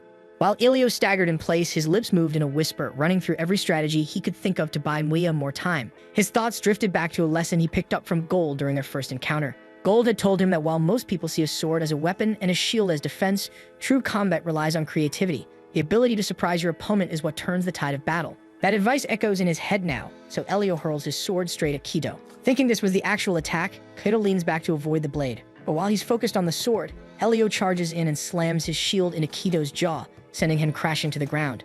That was all he had in him, but it landed and Elio feels a flicker of pride. Even if this is the end, at least he got in one clean shot. Kido, stunned and furious, can't process the fact that a human actually struck him.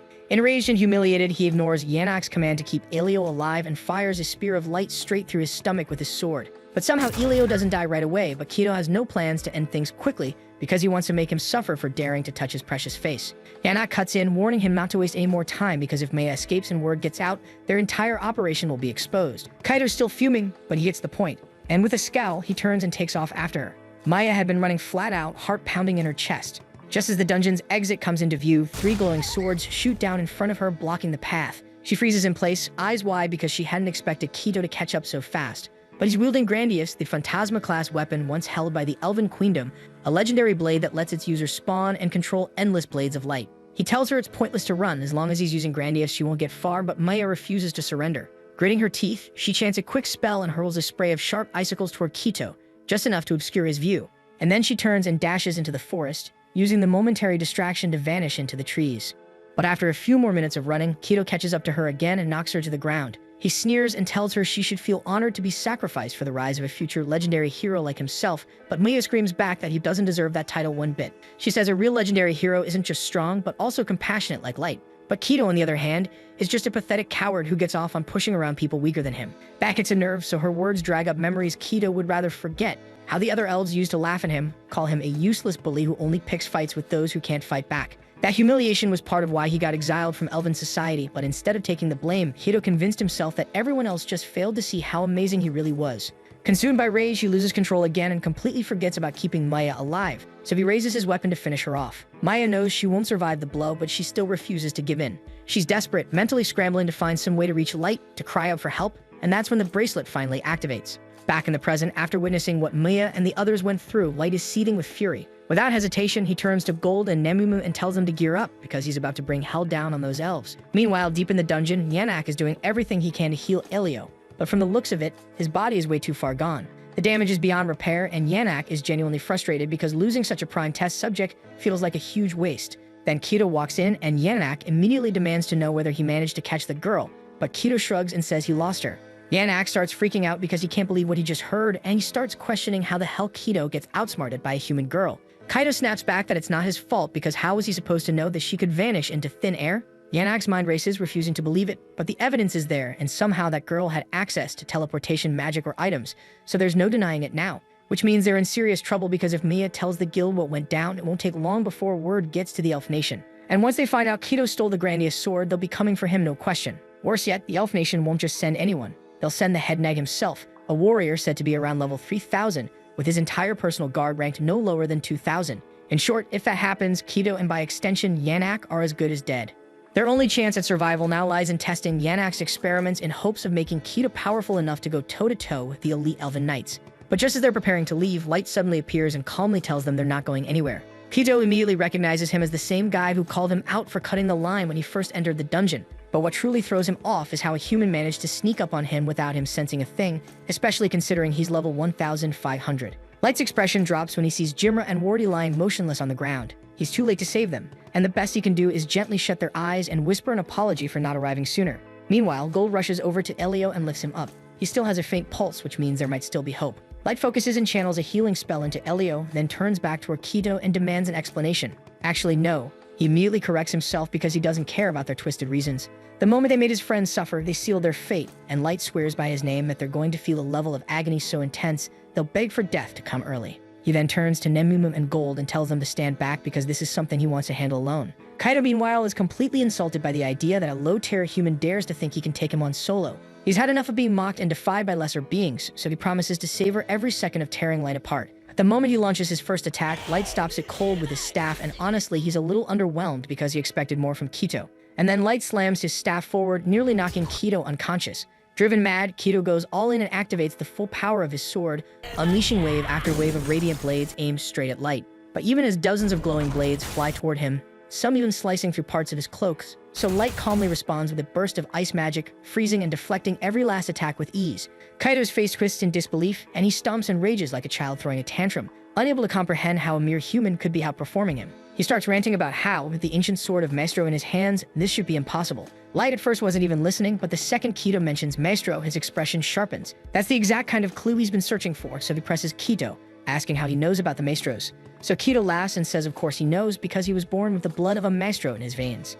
After discovering that Kido is descended from a legendary Maestro, Light informs Nemumu and Gold that the plan has changed. He was originally just going to slaughter Kido on the spot, but now he wants to drag him down into the abyss and extract every last bit of knowledge he can pry from his mind. The two get the message, so they tell him they'll handle Yannick while he focuses on Kido. But Yannick doesn't think it's fair that they're all targeting him when he's clearly not a fighter. Still, he came prepared for this kind of scenario, so he gestures behind him, drawing their attention to the two figures standing silently by his side, and they begin to transform, revealing themselves as the results of Yannick's human-monster hybrid experiments. Yannick starts going on about how he fused humans with monsters to break through the natural limits of the human body. He says he would have gone even further with his work, but it takes a ridiculous number of human test subjects to get a hybrid stable enough to function, so he plans to keep collecting more whenever he gets the chance. Gold, Nemumu, and Light are sickened by what he's done, but what makes it worse is that Light actually recognizes one of the hybrids. It's the same man he met back in town, someone he now regrets not being able to protect from becoming another piece of Yannick's twisted research. There's no saving him anymore, so Light quietly asks Nemumu and Gold to end the poor man's suffering.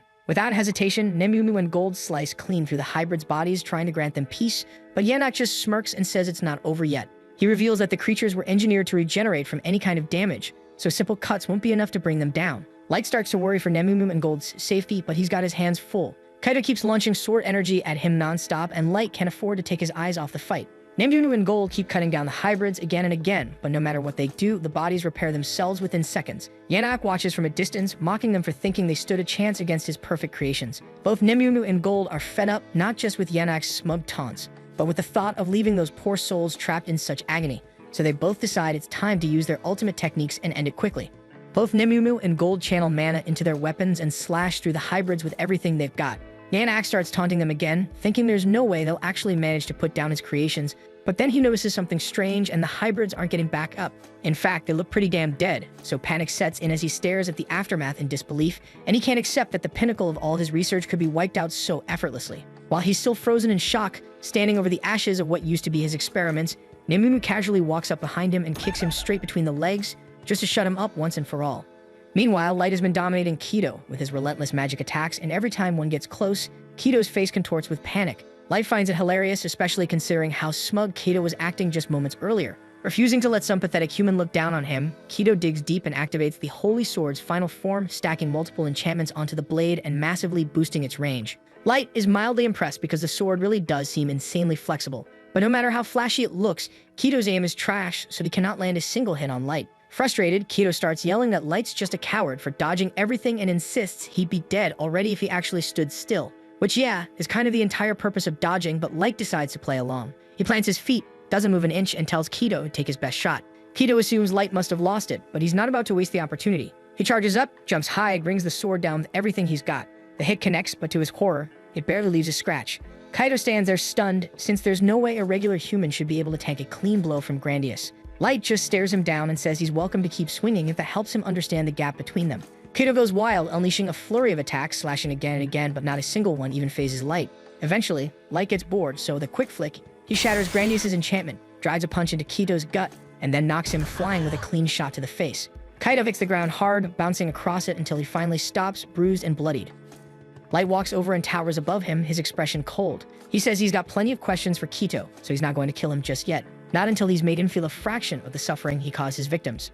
Kido quickly realizes Light isn't messing around, and there's zero chance he's fighting his way out of this. So with no other options, he drops to his knees and starts pleading for his life. He admits he's from the Elven Nation and was once poised to lead the White Knights as their next commander, and in exchange for mercy, he swears he'll give Light any intel he wants. Right now, Kido looks absolutely pathetic, and the sight of him makes Light's blood boil. This was the guy parading around like some so-called legendary hero, and now he's groveling the second things don't go his way. A real hero fights until their last breath, standing for something even when the odds are hopeless. But Kido, for all his ego, couldn't even manage that. Honestly, Elio, Jimra, and Wardy were the real heroes because they faced off against Kito and Yanak to protect Maya, fully knowing they didn't stand a chance. Light turns to the lifeless bodies of Jimra and Wardy and offers them a quiet apology for not being able to save them, but he promises he'll do everything he can to make sure Elio pulls through. With that in mind, he says it's time to head back to the Abyss immediately. Right then, Kato nervously asks what's going to happen to him, so Light tells him bluntly that he and Yanak are both coming along since he's not done with them yet, not until they answer every question he has. A second later, Light activates his teleport spell, and when Kito and Yanak open their eyes again, they're both stunned to find themselves in a totally unfamiliar location. Yanak is in disbelief, demanding to know where they are, so Light tells him they're in the deepest layer of the Abyss dungeon. Yanak can't wrap his head around it because they were just in Dagas a moment ago, and now they've been warped all the way to the most brutal dungeon in the world. But he still doesn't get why Light dragged them here. Light simply replies that this is where he lives, so Yanak and Kito stare at him like he's insane. No one in their right mind would choose to live in a place like this. But the moment they say that, Nemumu starts stomping Yanak's back flat for daring to suggest that Light would lie. The sound draws the others, who quickly gather around to see what's going on. They're excited to see Light again, but when they spot the two battered elves, they can't help but ask why he brought such trash with him. Light explains that these two are notorious criminals who use innocent people for unspeakable experiments, acts that led to countless deaths, including the lives of two close friends of his. Still, they're carrying knowledge about what a maestro truly is, and for that reason alone, Light decided to delay their execution for the time being. The moment the girls hear what Kito and Yanak have done, their expressions darken and their eyes lock onto the two criminals with pure killing intent. One by one, they start listing off the horrible things they'd like to do to make them pay for their crimes. Light figured they'd react like this, but he steps in and firmly tells them both of these monsters need to stay alive until every bit of intel about Maestro is wrung out of them. The girls grit their teeth, but agree to rein themselves in if that is what Light has decided. With that settled, Light turns to Gold and asks her to handle Elio's recovery, then tells Nemumu to follow him because he's going to give Jimra and Wardy the funeral they deserve. Just as he's about to walk off, Yanak suddenly drops to his knees, begging Light to wait. He pleads for mercy, insisting that none of this was really his fault, and it was all Kito's idea. But Kito snaps back, blaming Yanak for everything, saying he only went along with it because Yanak promised he could help him surpass his physical limits if he supplied enough test subjects. The two immediately start bickering, trying to shove the blame onto each other, until Light shuts them up and throws out a single question. Back when they were pretending to be deities, slaughtering and torturing innocent people like they were nothing, did either of them ever spare someone who begged for their life? Kito and Yanak go completely still because they both know they never spared even a shred of mercy for any of their victims, and that heavy silence tells Light everything he needs to know, so he calmly declares that they will be treated the exact same way, and there is nothing they can do to change that.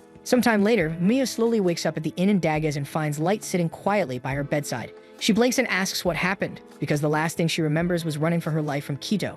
Light explains that he and the others reached her just in time, right before the murderers were about to catch her, so they brought her back to safety so she could recover. He also lets her know that Elio's wounds were treated and he pulled through. But when Muya nervously asks about Jimra and Wardy, Light doesn't have anything good to say. He gently hands her a lock of their hair and tells her that Jimra and Wardy both died from their injuries before he could reach them in time. Muya breaks down, crushed by the loss, so she still thanks Light from the bottom of her heart. Without him, she and her brother wouldn't be alive right now. Light stands up to leave and give her space to process everything, but he cannot shake a faint sense of guilt because moments like this make him question whether using his power purely for revenge is really the right path.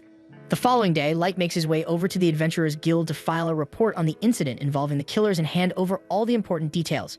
But he conveniently leaves out the part about him hauling Kito and Yanak away himself, so the guild still believes those two are somewhere out there. As far as the guild is concerned, those two are still at large. In recognition of the information he provided and for saving two potential victims, the guild grants Light and his team an official promotion to C rank. Afterward, Light sits down with Maya and Elio to talk about what's next for them. When he asks what they plan to do, Elio says they decided to retire from adventuring and return to their hometown. Light is a little surprised and tells them they could probably find another team to work with. Elio agrees but says it wouldn't feel right to move on so quickly after losing Jimra and Wardy. Besides, they want to take what remains of them home so their friends can be laid to rest properly. Light respects that but turns to Maya and asks what she plans to do about her magic studies. After all, that was her whole reason for becoming an adventurer in the first place, to save up enough to attend the academy. Maya says she's going to focus on teaching herself from now, and she plans to work hard so that next time she crosses paths with Light, she won't be a beginner anymore. Once Maya and Elio head out, Light decides it's time to return to the Abyss and check on things, and when he arrives, he's greeted by Mai and Ellie. He asks for an update, and Mai hands him a file summarizing everything they've pulled from interrogating Kito and Yanak.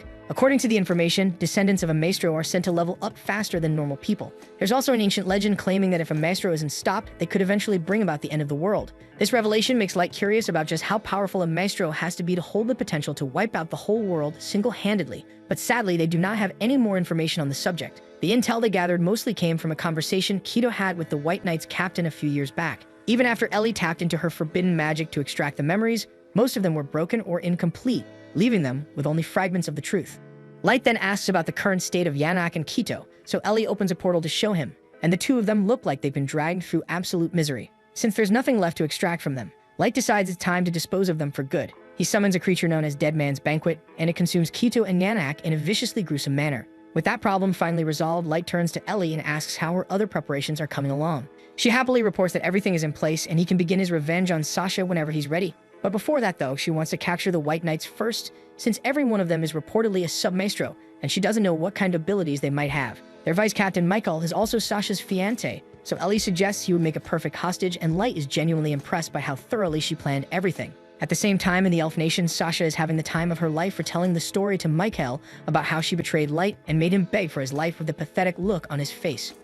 Michael clearly enjoys every detail, even saying he wishes he had witnessed it himself. He once went on a mission to wipe out a human village, and he loved seeing the humans pleading for mercy. Both of them laugh and bond over how much pleasure they get from watching humans suffer, completely unaware that Light is preparing to return the favor for every pain Sasha ever inflicted on him. Meanwhile, in the Elf continent, Sasha rides comfortably in her carriage, still smiling after a meeting with Michael, and she feels lucky, like she couldn't have landed a better fiancé. Her maid watches her proudly, already daydreaming about the big wedding. Sasha, a little embarrassed, tells her it's still far off, but the maid insists it's never too early to start getting ready. Right then, the carriage lurches to a stop as a skinny man drops a load of cargo right in their path. His furious elf master lashes him with a whip, trying to get him to move faster. Watching the scene, Sasha mutters that humans are completely worthless. Right then, Light steps into a shadowy alley, and Sasha's heart nearly skips because she recognizes him in an instant. Stunned, she jumps down from the carriage and rushes after him, thinking her eyes must be playing tricks on her. She weaves through the tight back streets, but he's nowhere in sight, and she ends up stuck in a dead end. Convinced she imagined the whole thing, Sasha lets out a sigh of relief that Light isn't really here. But as she turns to leave, her eyes fall on a message left by Light himself, calling her to meet him at the Great Tower. The shock hits her all at once and she screams, overwhelmed. Her maid dashes over in a panic while Sasha crumbles, thinking this might cost her everything she earned from the mission to kill Light. Watching the chaos unfold from a nearby rooftop, Light quietly tells Ellie it's time to take care of the rest. Hearing the order, Ellie starts daydreaming about how brutally she's going to destroy Sasha for laying a finger on her beloved master. With everything in place, they finally turn around and head off to start the final act of their revenge. Meanwhile, over at the Elven barracks, two soldiers, Nea and Kia, are having fun tossing knives at a bound, beaten man. Not far off, a sleazy elf named Sharfet gropes his human slave in full view of everyone, and his fellow soldiers and even their captain watch on with visible disgust. Sharfet casually starts talking about Quito and Yanak, mentioning how Quito snapped and went on a killing spree before getting taken out by a human, so now the higher command wants them to avenge his death. Sharfet doesn't care, and he says Quito was a traitor who abandoned his team, but one of the elves nearby insists that it's still their responsibility to avenge a fallen comrade. While Nia and Kaya keep tormenting the poor guy, Sharfet tells them to finish him off already. They refuse, saying they'll play with their toy however they want. Then they take a jab at Sharfet for being such a public creep, which clearly pisses him off. Behind them, Must calmly tells the two that ending a human's life should be considered a mercy, and it's an honor to be slain by an elf. Sharfet rolls his eyes and says Must takes everything too seriously, but Must just replies that knowing when to act with purpose is what separates them from beasts. Out of nowhere, the captain snaps and orders everyone to shut it, and just the weight of his aura is enough to shut them all up on the spot. He tells Nia and Kaya to knock off the torture games, then shoots a glance at Must, telling him to loosen up for once. After that, he shouts a command at Sharfet, who immediately kills the human slave without hesitation. With the body now still, the captain turns to Nia and Kia and tells them to clean up the mess. They nod without question, and he then orders Must to prep for the next assignment. Off to the side, Sasha stands frozen, tears falling as she breaks down from witnessing another human die, so Sharfet gently tells her she can go rest in her quarters. The frightened girl wastes no time and runs off, and the captain turns his attention back to Sharfet. He warns him to quit messing around with humans, reminding him that elves treat their lineage like something sacred. Bearing children with lower races isn't just frowned upon, it's a disgrace. Instead, the captain reminds him that elves have always married into the bloodline of the Maestros, and if Sharfet wants to uphold that tradition, he better start acting like it. Sharfet scoffs and says it doesn't matter because they've all stopped growing stronger anyway, even with their so-called elite blood. That's when the captain shoots back, telling him it's because their bloodline's been watered down through generations of crossbreeding. Sharfet finally drops the act and says he never planned to have kids with any of the slaves, and he just enjoys toying with them. He finds it hilarious to trick weak girls into thinking they're special, just to watch them bend over backward trying to win him over. As Nia and Kaya drag off the slave's corpse behind him, they call Sharfet a twisted freak with no shame. Bored now, Sharfet says maybe it's time to get rid of Sasha too, and asks if the captain wants to handle her execution. But the captain refuses and stands up, saying they've got more important things to do, like getting revenge for Quito and restoring the Elven Queen's pride, even if Quito was a disgrace who walked away from them. Later that night, Sasha lies asleep in her room until a strange noise wakes her. Off in the distance, a magic circle flickers to life and summons a massive tower right in the heart of the forest. At the very top of that glowing spire, Ellie appears and waits silently for Sasha to arrive. Back in her room, Sasha stares at the strange tower from her window, quietly wondering if that's the place Light meant when he left that message. Somewhere else in the forest, an elf hauls a group of slaves through the trees, only to be ambushed by a savage Orthos. Panicking, the elf ditches the children and bolts, leaving them to face the beast alone as it marches toward them. By the next morning, the carriage driver shows up at a local tavern, where the latest gossip is already flying. The forest is crawling with vicious monsters, and people are starting to freak out. One elf suggests they might be coming from that weird tower that popped up, but another mutters that the queendom won't even send scouts to check since it's too short on manpower to risk it. Across the city, the queendom's authorities have plastered bounty posters everywhere, offering rewards to anyone with intel about the mysterious tower. Light stops to glance at one of them, a little taken aback by how many elves are signing up to face the dark threat. Not far off, two cocky elven adventurers catch sight of Nemumu and instantly start hitting on her. Boasting about being level 150, they urge her to ditch the metal G's or gold and the kid tagging along. But Nemumu shuts them down with a cold glare, clearly unimpressed. Light then steps in, calmly asking the pair to back off, and that's when things get ugly. Offended, the two elves swing at him, but Light stops them in an instant with a snap thunderbolt. Seeing him cast without even a chant, the crowd quickly realizes they're dealing with the infamous Black Motley. The crowd freezes, then slowly backs off, giving them space. Light walks away with his group, knowing full well that rumors about them will be everywhere by sundown, and as they move through the streets, he silently hopes Oyuki's holding things together on her end. Deep in the forest, a band of elves marches forward, using a chained human girl as their guide while they scan the woods for clues. One of them nervously mutters about the danger, but another smugly says they'll just let the girl act as bait if monsters show up. Thinking their plans rock solid, they push forward until the girl stumbles to the ground, trying to catch her breath. Her master immediately threatens a beating, so she scrambles back to her feet without a word. As the arrogant elf keeps ranting about how pathetic humans are, a single drop of drool splashes on his hand. He glances up and sees the massive beast towering above him. But before he can scream, the Orthos flattens his skull like a melon. The other elves watch in horror as the monster effortlessly picks up their friend's body, then proceeds to tear them apart one by one. When it finally looms over the chained girl, she freezes, thinking death is inevitable. But instead, the creature sniffs her and slowly backs away, disappearing into the trees before she even realizes she's still alive. Right as she starts to process what just happened, a group of rough-looking thugs strolls onto the scene. She assumes the worst, just got spared from a monster, only to fall into worse hands, but to her surprise, they pour healing potion over her wounds. Confused, she stares at them, wondering why strangers would help someone like her. They then start talking about finding her some new clothes, something to eat, and even a walking stick to help her walk. Then their leader casually reports back to Oyuki, letting her know they've just rescued another survivor. And while Oyuki relaxes at the top of the towering structure, Ellie steps up and asks how her mission's going. She's curious whether keeping so many monsters in check across the forest is wearing her down, but the cat girl simply says she's managing. A bit thrown off by how casually she responds, Ellie asks if she's really okay handling any intruders that might interfere with their operation. Oyuki shrugs it off again, but Ellie can't help doubting her, thinking Light might dump too much on one person's shoulders. She worries that a single mistake with the monsters could cost an innocent life, but Oyuki tells her she's being paranoid. Ellie then questions if they're really meant to serve as Light's obedient puppets, following orders without ever hesitating. Oyuki confirms without hesitation that's exactly their role, and she insists that loyalty to their master comes above everything else. But Ellie pushes back, saying Oyuki's acting like a mindless pet. That strikes a nerve, and Oyuki snaps, threatening to kill her for speaking against their master. But Ellie doesn't flinch, and she calmly asks if Oyuki honestly believes she can take her in a fight. Oyuki says she's willing to find out, and tension instantly thickens between them. Just as they're about to throw down a bloody showdown, the thugs call out to Oyuki that they've returned to base, so the two calm down. At the base, the group delivers the rescued girl to an elderly man who looks after all the survivors. Once the girl is safe at the foster shelter, she thanks the thugs with a quiet voice, and they tell her to stay strong. Watching Oyuki care for each human with such precision, Ellie finally feels reassured, so maybe she really can be trusted to protect the forest alone. At night, Sasha stares out her window, worried sick about reaching Light. The monsters now swarming the forest are way too dangerous for her to handle, and she knows the White Knights will soon start sniffing around. That'll blow her cover for failing to eliminate him. And with her back against the wall, she decides there's only one option left, so she'll head there herself and finish the job no matter what it takes. By the next morning, the elven aristocracy gathers for a formal council to address the tower. Around the table, the elven chancellor recommends sending in the White Knights to investigate. But Captain Hardy shuts it down cold, claiming his elite forces aren't needed for something so trivial. The nobles quietly observe their standoff, but none of them dares speak up, and only the queen holds the authority to end the debate. At last, the elf queen raises her voice and sides with Hardy, declaring that his proposal makes the most sense, so she orders that the bounty be raised to attract more adventurers to investigate the forest in their place. Once her decision is final, the nobles quietly disperse, though the chancellor lingers, clearly irritated that Hardy got his way. Afterward, Hardy meets with his mother and thanks her for sparing his soldiers from being sent on a scouting job.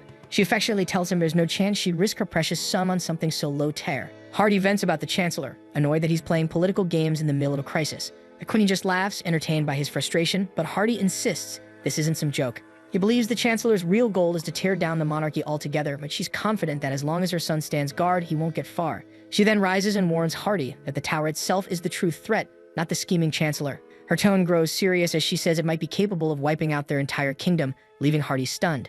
He wonders aloud if this is the beginning of another Dark Lord's rise. The Queen admits it's possible, but believes that if all the other races unite their strength, they might be able to stop him. Still, she notes that the emergence of a Dark Lord always leads to the rise of a hero from the human world, and that could be even more dangerous. She's clearly frustrated they can't just eliminate humanity altogether to prevent that risk, but Hardy reminds her that doing so would only make them look like the villains. Still, he reflects that if the humans really do manage to produce someone on par with a maestro, the elves will be forced to either befriend or destroy them to stay safe. The word maestro sparks a memory in Hardy, and he recalls the human named Light, rumored years ago to be one. The Queen quickly brushes it off, saying that man was eliminated long ago for being too weak. Hardy turns away to leave, but as he walks out, a cold thought lingers. Humans deserve extinction for all the chaos they brought upon his people.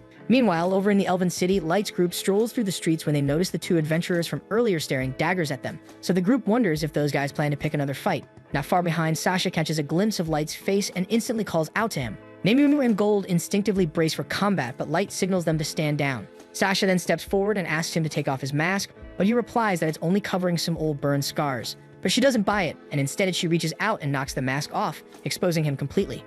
Although Light is tempted to shut Sasha down on the spot, he allows her to remove his mask, choosing instead to savor his revenge when the time is right. Infuriated by Sasha's smug attitude, Nemumu tries to attack, but Light stops her before things escalate. He then pulls back his hood, revealing a face disfigured by horrifying burned scars. Sasha recoils at the sight, clearly shaken, and realizes he's not the person she was hunting, so without another word, she turns and walks away. Once she's gone, Light feels a sense of satisfaction because the fake burn illusion worked perfectly to drive her off, and it would have been risky if things had gone any further. He thanks Gold and Nemumu for not jumping into the confrontation. Gold grumbles that Sasha's unbearable, and Light agrees, recalling how hard he once fell from her twisted lies back in the day. Refocusing, he reminds the others to stay on mission, then heads deeper into the woods with them. As the trio dashes through the trees, the two elf brats from earlier show up again, hot on their trail. Light tells the fools to back off, but they don't listen. Eventually, they reach a dense, secluded part of the forest where Light was supposed to rendezvous with some of his subordinates, but no one's there yet, so he decides to wait.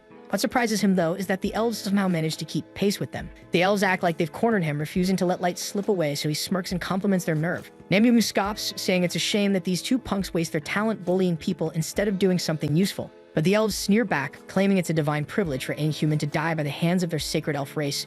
Tired of hearing their nonsense, Light casually calls for Mara to handle them. And since the elves can't detect anyone else nearby, they think he's bluffing, so they mock him, saying he's just acting cocky because his party got a bit of fame. That's when a chilling presence appears behind them, and a creepy woman materializes out of nowhere. Mara tells the stunned elves that they've just signed their own death warrant by disrespecting her master. Her arms twist into grotesque, flesh-ripping jaws that clamp down on the elves and devour them alive in a flash of gore. Once the slaughter ends, Light apologizes for having her deal with the mess, but Mara shrugs it off, saying even if the elves tasted like garbage, she's always happy to serve him. Gold admits her power is impressive, but says she's downright terrifying. Surprisingly, Nemumu agrees with him despite usually taking the opposite side. Smiling faintly, Mara reminds them both that there's no need to be afraid, after all they're friends now.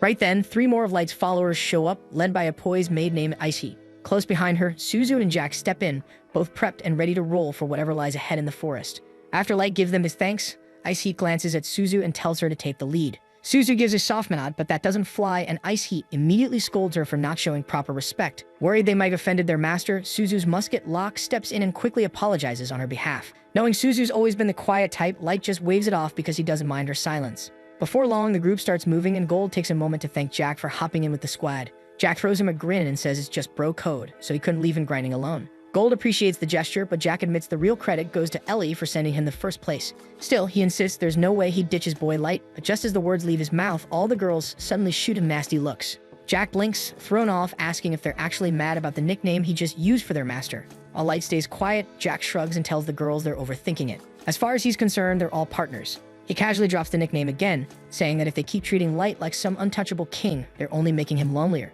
Even Gold starts sweating watching Jack push their buttons, and finally, Light steps in and tells him to take it down a notch. He reminds the girls that Jack's got special permission, and it's fine if he uses that name. They all nod without complaint, but the tension in the group only gets heavier as they push forward. Light then glances over at Ice and notices something different about her. She's ditched the usual maid uniform from the Abyss and swapped into combat gear. Curious, he wonders why the sudden change, so Ice Heat explains that she's been training under Mai and maid duties, but since they're out on the surface now and there's going to be action, she figured battle attire was the smarter choice.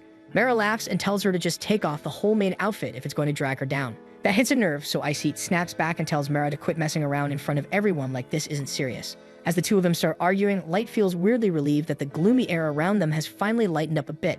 At the same time, Jack leans toward Gold and asks if he's been slacking off while Jack wasn't around, but Gold just shakes his head like always. Watching them mess around like that, Light gets the sense that the team's going to be alright. Then he shifts his focus to Suzu and explains that she's painfully shy and she only talks freely through her musket lock. Turning to Nemu, he suddenly asks if Suzu's even technically a girl. Caught off guard, Nemu nods, but Light explains that her identification card listed her as androgynous, so he figures he'll need to look up what the hell that means later. Meanwhile, at the tower, Ellie waits anxiously beside Oyuki, and as soon as Light's group arrives, Nazuna and the other two girls rush over excitedly to welcome him. Ellie wastes no time and guides them inside the massive tower, revealing an enormous, sleek interior. She explains that every room here is fitted with advanced tech she reverse-engineered from the Abyss's core, making the tower completely secure from any outside threats. As they enter, they're greeted by a massive dragon, but Ellie casually tells them not to worry, it's just her pet. Then she points out that the top floor was specifically designed as a wedding hall for Light's final act of revenge, so the entire group heads up. Once there, Light climbs the stairs and settles into his throne while Ellie offers to go over the plan again to keep everyone aligned. She explains that the goal is to celebrate Sasha's upcoming marriage before delivering the payback she's coming. Though she thinks Light's original plan was solid, Ellie admits she tweaked it a bit to spice things up. She tells them that the Elven White Knights are the Queendom's top warriors, so she's arranged for them to face off against their own elite fighters and get utterly humiliated. After that, she plans to capture the Knights and cut off the Elves' military strength. That way, they'll gain access to all the intel they need on the Maestro, and eventually, the rest of the 9 races too. Ellie designed the massive tower not just for drama, but as a full-blown fortress to serve as their command base. She then summons a shadow clone of Light, explaining it'll help the Black Motley squad level up independently while he hangs back and monitors everything. Impressed by how thorough she's been, Light commends Ellie for her work. She tells him that Oyuki is already in the forest, luring Sasha toward the tower using her beasts. Surrounded by those terrifying monsters, Sasha's clearly rattled, but she keeps pressing on. She knows the only way to finally feel at peace is to confront Light. Back inside, Light ponders how things might play out once Sasha shows up. Ellie grins and says her pet dragon will give all their visitors a warm welcome. Outside, when Sasha lays eyes on the enormous beast, fear takes over and she immediately retreats. Watching everything unfold through a camera feed, Ellie turns to Light and says it's only a matter of time Sasha will be back, and this time she'll bring the White Knights with her. Finally, she promises to set up the perfect clash with their troops going head-to-head against the Elves, calling it a showdown worthy of Light himself. Afterward, in the Elven Queendom, Sasha gathers the nobles for an emergency royal meeting. She tells them that a swarm of giant beasts has started circling a mysterious tower, which has caused other creatures to scatter across the outer parts of the forest. She also reveals that a terrifying dragon now stands guard over the tower itself, news that leaves the room in stunned silence. But almost immediately, the elf nobles scoff, brushing off her claims. They say there's no way monsters that strong could show up out of nowhere, but Sasha pushes back, insisting everything she said is real. That's when the Chancellor steps in and says that not long ago they received a similar report from the Black Motley. And now that 2 different sources have given the same warning, he calls out Hardy for still refusing to deploy the White Knights, choosing instead to let others clean up the mess. Hardy stays silent for a beat, then calmly announces that he'll personally lead the White Knights to face the dragon threat head-on. After Hardy leaves, Sasha turns to the Chancellor and asks if she can accompany the Knights to the tower. He tells her that it was always the plan, and in fact, she's being sent along as a reward for reporting the situation in the first place. But he warns her that if she's going, she needs to bring one of the powerful artifacts from her father's vault. Without it, she won't be much help in battle. Sasha nods, and later that night, she visits her father to ask for his blessing to use the item. The following morning, Hardy gathers the entire White Knight unit and breaks down the mission strategy. He explains that Sasha will act as their guide, but Sharfet raises an eyebrow, wondering if she can even keep up. Sasha confidently assures them she'll be fine, and Michael steps in to say he'll protect her if things go sideways. Right then, twins Nia and Kaya bring up that Sasha's tagging along on direct orders from the Chancellor, and that she's carrying a rare heirloom from her family. While the twins assume it's because Michael's tight with the Chancellor, Sharfet seems irritated, frustrated that the Queendom's nobles are dragging politics into a military operation.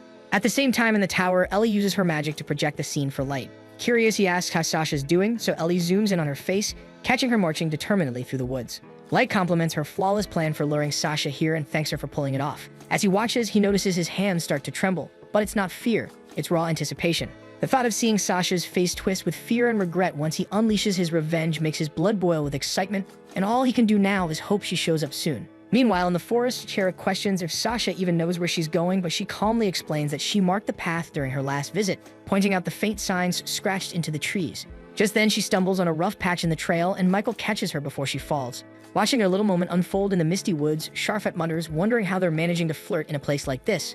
Meanwhile, atop the tower, Ayuki senses the white knights closing in fast. Not long after, the group arrives at the gates, which slowly creak open in response. From deep within the tower, two massive Orthos beasts stomp their way out and head straight into the forest. But they're not alone, and wave after wave of monsters begin spilling out. Chariot reaches for his weapon, ready to strike, but Hardy stops him. He reminds them that the real threat is the dragon, and that the adventurer squad they hired will be launching a diversion soon. Suddenly, flares erupt in the forest, drawing the monsters away from the path. Once they're gone, the captain turns to Sasha and asks if those were the only Orthos stationed inside. When she confirms it with a nod, Hardy gives the order to move in, declaring the tower's interior clear except for the dragon. Still, he warns them to stay alert because something could still be lurking inside. To ensure silence during their infiltration, Hardy casts a powerful magic barrier that wipes out all sound around the squad. The sudden, deafening quiet sends a chill down Sasha's spine, and she quietly admits Hardy's reputation for ruthless tactics is well earned. As the elven force charges through the tower entrance, Ellie turns to Light with a smirk, telling him to get ready because the appetizer is about to be served before the real feast. Inside the dark tower, the White Knights suddenly trigger a hidden teleportation circle beneath their feet. In a flash, they're split apart, scattered into different sections of the tower's twisted maze. Watching the chaos unfold, Light leans forward with a cold smile, eager to see each of them claw their way helplessly toward his trap. Michael and Sasha end up getting transported together to a lower basement floor, and right away, Michael clocks that the whole thing was a trap, so someone clearly laid out every inch of it in advance. Sasha throws out the obvious question, asking who could pull that off, but Michael doesn't have an answer. All he says is that the truth will be waiting at the top of the stairs, and they'll find out once they get up there. Meanwhile, Ellie and Light are watching everything unfold through a crystal orb, and as the pair begins ascending, Light can barely contain his thrill at the idea of Sasha walking through that final door and seeing exactly who's been pulling the strings. At the same time, the elf twins Nia and Kea are stuck on a completely different floor, shrouded in darkness and trying to figure out what just hit them. They start thinking about regrouping with the others, but before they even get the chance to move, voices echo from behind. Those voices belong to none other than Mara and Ice Heat, casually chatting about how to handle what they call these pathetic elves.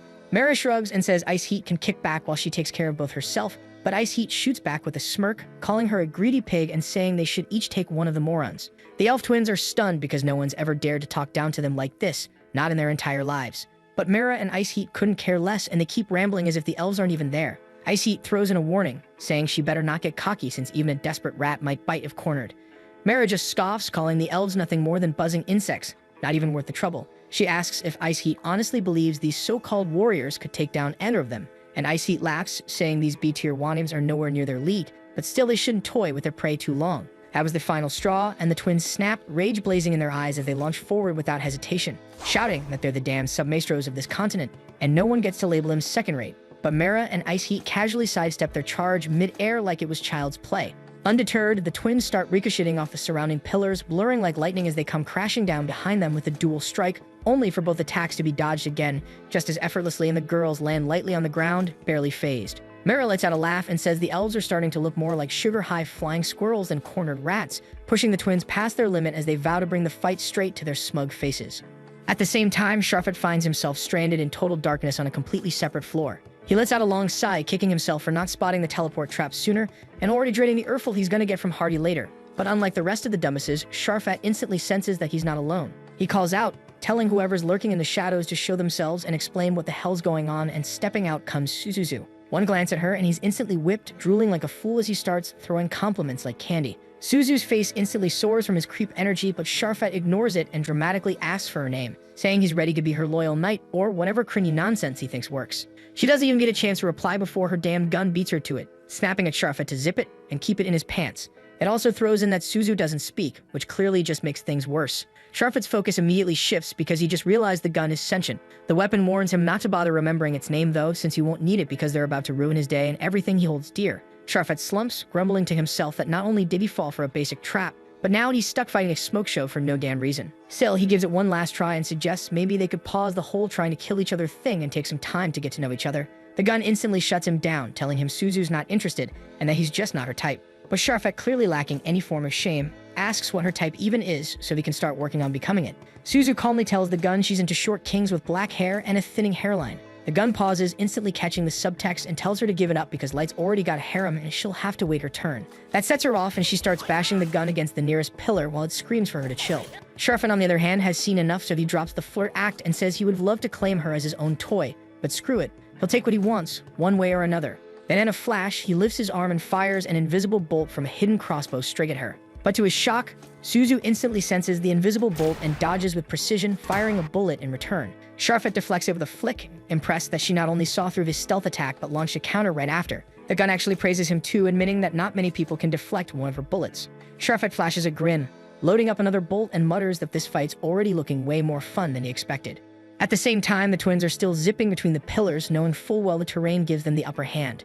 While darting around at high speed, they launch another round of their wind cutter technique. The girls dodge with ease, but the twins immediately repeat the move, trying to land a clean hit. Mera and Ice Heat dodge again, but this time they're a little more focused, realizing they can't keep underestimating them for too long, so they need to wrap this up. The twins, though, just keep spamming the same damn move non-stop, so Ice Heat mutters that there's no way they can keep that pace up forever, but the twins fire back with smug grins, saying they could keep this going for hours without even breaking a sweat. Annoying as that might be, their strategy soon changes, and they reposition near one of the pillars and launch an advanced version of their wind cutter, spraying the area with thousands of tiny blades aimed straight at Mera and Ice Heat. The flurry is way harder to dodge, and as the girls are focused on slipping through the gaps, Koya suddenly hurls a dagger that stabs deep into Mera's gut, and Eva swoops in, slicing her damn arm clean off. The twins land and start laughing like lunatics, saying it won't be long before every last piece of them is lying on the floor. But to their shock, Mera and Ice Heat don't even flinch. Mera casually turns to Ice Heat and asks if she's figured out their power level yet. Ice Heat answers with a bored tone, saying the twins are even weaker than she expected. That hits a nerve, and the twins scream that they're clearly the ones winning. But their voices crack when Mera bends down, picks up her severed arm, and chomps into it like it's lunch. The sight makes the twins freeze in place, unable to process what they just saw. And then Mera decides to up the nightmare and rips off her own head, tossing it around like a toy. The twins scream in disbelief, demanding to know what kind of monster she is. And that's when Mera finally drops the reveal that she and Ice Heat are both ultra-rare level 7,777 cards. The twins stand stunned, refusing to believe something like that could even exist. But before they can wrap their heads around it, they charge again. Only this time, Mera and Ice Heat don't even bother dodging. They take the attacks head-on without blocking, saying it's not even worth the effort. That's when real fear sinks in, so the twins turn back and start running. Mera bursts out laughing like a psycho, while Ice Heat calmly charges up a massive heat blast. So Mera shields herself in preparation for the finishing move. Down on the lower floor, Sharfet is staying aggressive, launching bolt after bolt at Suzu, shifting their paths mid-flight, and even sending a barrage all at once, hoping something lands. But Suzu weaves through every shot without so much as a scratch, and that just fires him up even more. He grins and tells her she should dump that loser Light and be his girl instead, but that was all Suzu needed to hear. Her eyes start glowing, her body flares with fury, and the rage rolls off her like a storm, fully locked in and ready to blast this creep into dust. At the same time, the elves run straight into a dead end and choose to follow the edge of the area while searching for the exit. But before they can even move, they begin to sense the floor heating up. To their horror, a massive wave of heat crashes into them as Ice Heat fires her scorching blast. The twins realize they are about to be burned alive, so they urgently begin chanting several spells and raise a massive ice wall to shield themselves. To their shock, the ice wall melts instantly, forcing them to summon another one. They keep forming new ice barriers, but before long their mana is completely drained and their armor starts to warp and melt under the unbearable heat. Moments later, the flames fully engulf them, wiping them from sight, and only then does Ice Heat finally stop. She quickly thinks she may have killed the two fools by accident, but Light had ordered them taken alive. Fortunately, Mera informs her that Ellie placed powerful protective enchantments on them so these fools would not die. Without that magic, the two elves would have been burned to ashes. The twins lie on the ground, scorched and broken, pleading for mercy, but Mera coldly tells them they will receive the same mercy they showed the humans and uses her tentacles to restrain and silence them, as Light intends to draw out every piece of information before subjecting them to the most devastating pain imaginable. Elsewhere, Sharfet finally understands the gravity of his actions when Suzu fires several rounds into the air before unleashing them all toward the elf. Sharfet runs for his life, desperately trying to evade the incoming fire, but he quickly realizes he is completely outclassed. He turns to block the shots with his own bolts, but it is useless as a storm of bullets tears through his body, leaving him bleeding and barely alive on the ground. Barely conscious, Sharfet pleads for mercy, but the only thing before him is a furious Suzu standing over his body. She is not finished and begins smashing his face with her boot, screaming for him to die, and she would have killed him if the gun had not snapped some sense into her, reminding her that Light wanted to see their full potential before capturing them. The words snap her out of it, and her rage turns into panic, so she immediately drops down, trying to patch Sharfet up so he can still fight, but the gun gently tells her it's too late because he's too messed up to stand, let alone battle. Suzu starts crying, guilt written all over her face, while the gun quietly reassures her that Light won't be mad over an honest mistake. At the same time, on a completely separate floor, Jack finds Mus standing alone with his axe and casually tells him that they're supposed to fight, but suggests he just throw in the towel since Jack isn't the type to bully the weak. Mus clearly takes offense but keeps his cool, declaring that Jack should feel honored to die at the hands of an elf ranked over level 1500. Jack brushes it off, telling him not to stress because he's an ultra-rare card level 7,777. Must scoffs, calling it a ridiculous bluff, and tells him to at least make it believable, but Jack just grins and dares him to check for himself using his appraisal skill. Spotting the hesitation in Must's eyes, Jack mocks him, asking if he even has the skill in the first place. Must finally snaps, claiming he doesn't need to check out some clown, and charges at him with his axe, hoping to end it fast. But Jack smacks the weapon aside like it's nothing. Must is stunned, thinking it had to be a fluke, so he starts swinging relentlessly. Jack effortlessly blocks every hit, and what really throws Must off is that those strikes were supposed to be strong enough to rattle even Captain Hardy. Then, with just his fingers, Jack blasts him straight into the wall. Must crawls out of the crater in complete disbelief, refusing to accept that a human could overpower him. He starts ranting about how humans are inferior and deserve worse than death. That's when he slams his axe into the ground, activating it and revealing that it's a cursed magical weapon. Jack notices instantly that the weapon's draining the boy's soul and life force to boost his strength, but Must doesn't give a damn. He screams at the weapon to take whatever it wants as long as it gives him enough power to crush this human. Fueled by every last ounce of strength he's got left, Must charges again, but Jack calmly activates his iron armor skill, blocking the strike with just his forearm. Instantly, his whole body gets covered in a dense metallic shell, and with one punch, he launches Must into the wall, leaving him bloodied and out cold. Jack walks over, lifts him up, and wonders for a second if he went too far, but thanks to Ellie's magic, the kid's still breathing. Upstairs, the final white knight left standing is Captain Hardy, who now finds himself face to face with the chaotic and unhinged Nazuna, who flashes a wild grin as she draws her blade, ready for one hell of a fight. Hardy brushes her off, assuming she's just some brat playing pretend, so Nazuna firmly demands his attention. He raises an eyebrow, asking if she's seriously the one sent to face him, and she nods, explaining her master ordered her to deal with him. That's when Hardy finally opens his eyes and realizes that despite her childish look, there's real power behind her. And if her master is even stronger, then whoever's pulling the strings might be a serious threat. Still, he doesn't fully grasp the gap between them, so he unsheathes his sword, ready to throw down.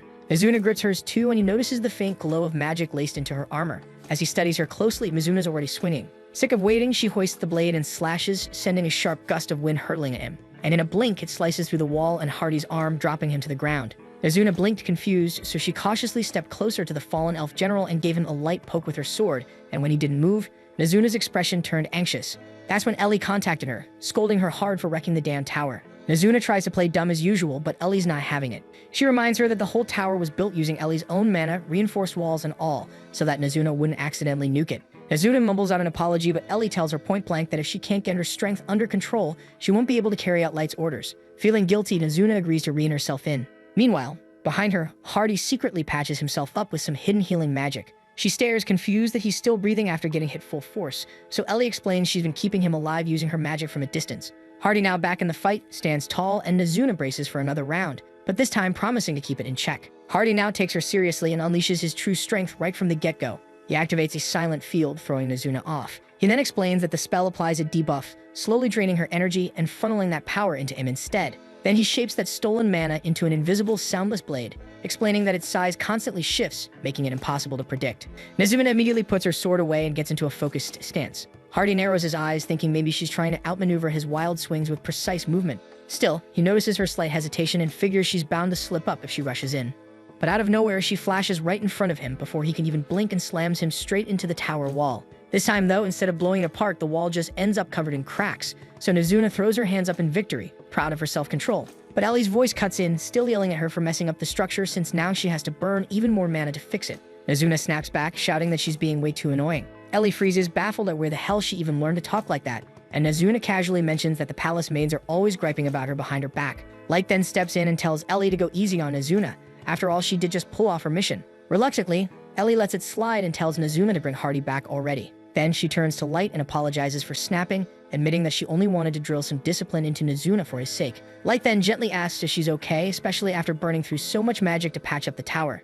Ellie insists she's fine, brushing it off with a smile, saying it's just her legs that started shaking from the mana drain. Still, Light doesn't look convinced. Just then, Oyuki chimes in, reminding them that Sasha and Michael are about to walk in. Light straightens up, tells everyone to focus, and slips his dark mask on, fully ready to face Sasha and finally settle the score. Right outside the throne room, Michael leans towards Sasha and promises he'll protect her, no matter what. That calms her down just enough for her to reach for the door, only for it to creak open on its own. Inside, Light greets them both calmly, and the two step in and walk toward him. As they draw closer, Sasha's expression shifts as she suddenly realizes that this masked man is the same guy who once showed her his burned face. Dark welcomes her with a casual tone, prompting Michael to glance over and ask if they've met before. Sasha quickly brushes it off, saying she only saw him once, then glares at Dark, accusing him of acting way too familiar. She tells him to shut his mouth and stop pretending like they're old friends. But Light hits back by mentioning every bit of kindness she ever showed him back then. Then without warning, he pulls off the mask and Sasha freezes. Her mind blanks as she stares, realizing the scars are completely gone. She stammers, asking what happened to them, and Light calmly reveals that they were never real to begin with, just an illusion. He then adds that he stopped his body from aging altogether, just so he'd never forget how much it hurt when she betrayed him. While Sasha struggles to process the truth, Michael turns to her, confused, and asks if Light is really the same maestro their team supposedly killed 3 years ago. But Light cuts in, revealing that after the ambush, he was flung to the abyss's lowest floor through a teleport trap, and from there he survived using the power of his maids to climb back and plan every piece of his revenge. After laying out his whole backstory, Light finally turns to Sasha and tells her straight that this entire tower was crafted for one reason: his perfect revenge.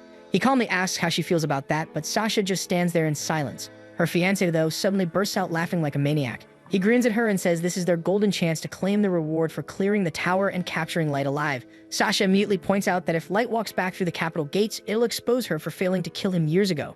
But Michael waves it off, saying the higher-ups will likely forgive her screw-up if she hands him over now. His words seem to light a fire under her, so Sasha spins toward Light with a smug grin, mocking him for still clinging to revenge, and she gets into position, ready to fight. Light calmly grabs his staff and tells his maids not to interfere because this one's personal. As he steps down to meet Sasha face to face, he congratulates her on the engagement and promises to offer her his revenge as a wedding gift. She scoffs, laughing in his face, thinking no human could ever match an elf's power. She brags that she recently hit level 500, but Light barely reacts, visibly unimpressed. Oblivious to his indifference, Sasha smugly pulls out a rare item gifted by her father. Light's curiosity sparks when he spots the ocarina, and the moment she plays it, 3 massive angels appear before him.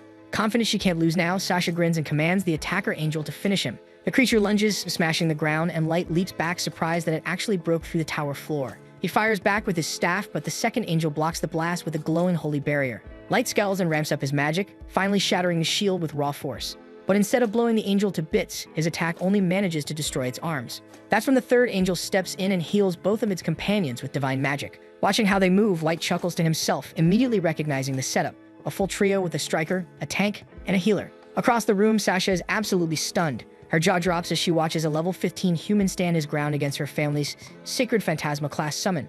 Then Light smirks, looking her dead in the eye, and calmly reveals his level 9,999, leaving Sasha genuinely afraid.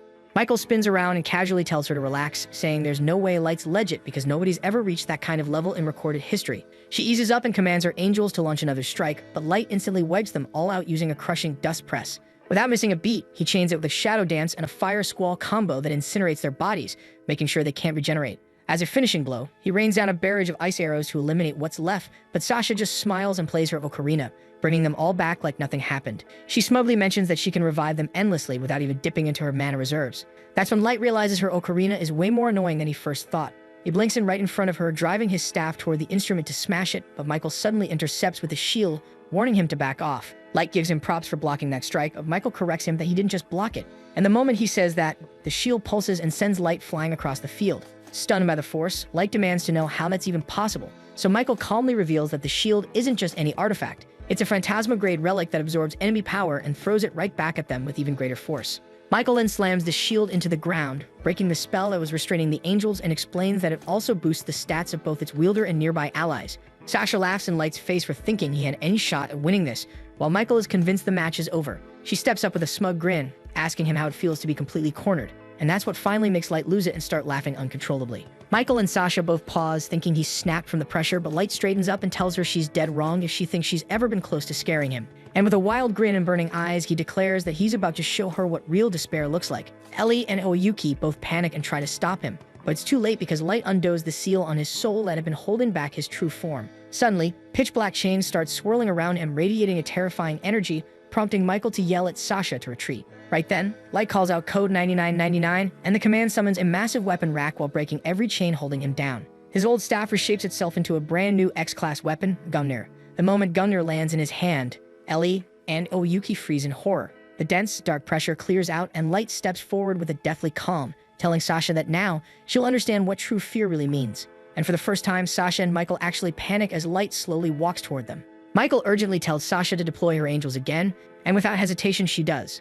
The attacker-type angel rushes forward, slamming its weapon down at Light, but he casually breaks it in half, and a look of horror on the angel's face says it all. Next, the defender-type angel raises a divine shield to block him, but Light swings his new staff and smashes right through it like it's nothing. Witnessing how effortlessly he's dismantling them, Michael yells for Sasha to keep summoning more to slow him down. Light just laughs, ready to watch them scramble and struggle all they want. But in that moment, a jolt of pain shoots through his hand. He glances down and sees Gungnir's dark aura scorching his skin, eating away at his flesh. He knows the weapon's power is too much for a human to handle for long, but he doesn't give a damn. If losing his whole arm is the price for revenge, he'll gladly pay it. This time, Sasha goes all in and activates her ultimate ability, fusing all three angels into a single Supreme Archangel. She gives the command to fire a tactical class spell meant to erase light completely. The Archangel lifts its weapon high and summons a radiant golden spear, and Sasha proudly declares it as her strongest skill, Holy Javelin. Watching the divine power gathering, Michael grins, thinking that once he marries Sasha, he'll inherit the ocarina and all its terrifying abilities. The Archangel then hurls the golden spear with crushing force, and Sasha laughs as it barrels toward Light.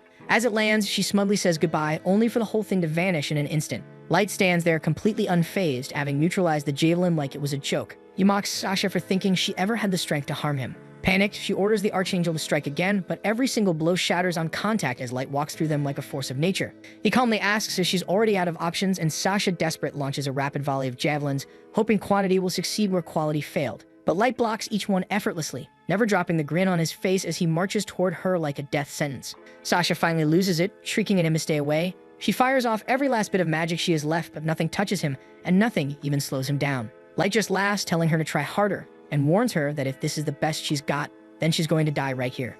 Before long, Light unleashes a massive phantom from his weapon, sending an even deeper wave of terror through the elves. Sasha scrambles to summon her Archangel, but the phantom tears straight through it like paper. Mikhail quickly tells her to resummon it, but even after playing the ocarina, nothing happens. Confused and panicked, Sasha watches as her precious item suddenly darkens, turning pitch black before crumbling into dust. Light mocks them for relying on such a pathetic tool, but Mikhail refuses to believe that any weapon could actually destroy a Phantasma-class treasure. That's when Light reveals the truth that his Gungnir isn't just any weapon. It's a Genesis-class relic, a whole different beast. Mikhail scoffs, refusing to believe someone like him could possibly wield something that legendary. Nervous, Sasha ducks behind him and tries to play it off, saying Light just got lucky and the ocarina must have been under too much stress. Mikhail backs her up with confidence, saying he'll just block whatever comes next with his shield. But when Light strikes again with his staff, the attack shatters the shield instantly and sends both elves crashing to the floor. Mikhail tries to stand, his body aching, but one thought hits him that Light has to be a legendary maestro. Light just smirks and says he doesn't even know what a maestro is, despite hearing the term thrown around by the 9 races. Realizing how outclassed he is, Mikhail admits he's planning to retreat, but plays it off like he's being generous, leaving to make a report to his kingdom. He pulls out a high-tier teleportation item called the Skyrunner Wing, hoping to escape the tower, but the feather doesn't react at all, so Light explains calmly that his tower blocks all teleportation magic. Mikhail refuses to believe it because teleportation blocking fields aren't even supposed to exist. That's when Light calls out to Ellie. She steps forward and explains that while teleportation magic may be impossible for most, she built her own teleportation blocker after analyzing the Abyss is Dungeon Core. Hearing that, Mikhail freezes because he can't process the fact that someone has actually researched something that dangerous. And with escape now off the table, Light casually asks if the elves plan to keep running anyway. But Mikhail doesn't surrender, and he's certain the other White Knights will show up soon. And once his level 3000 Captain Hardy arrives, he's convinced Light will be obliterated. He starts laughing and throwing around taunts again, believing his rescue is inevitable. But Light knows exactly how to deal with someone this delusional.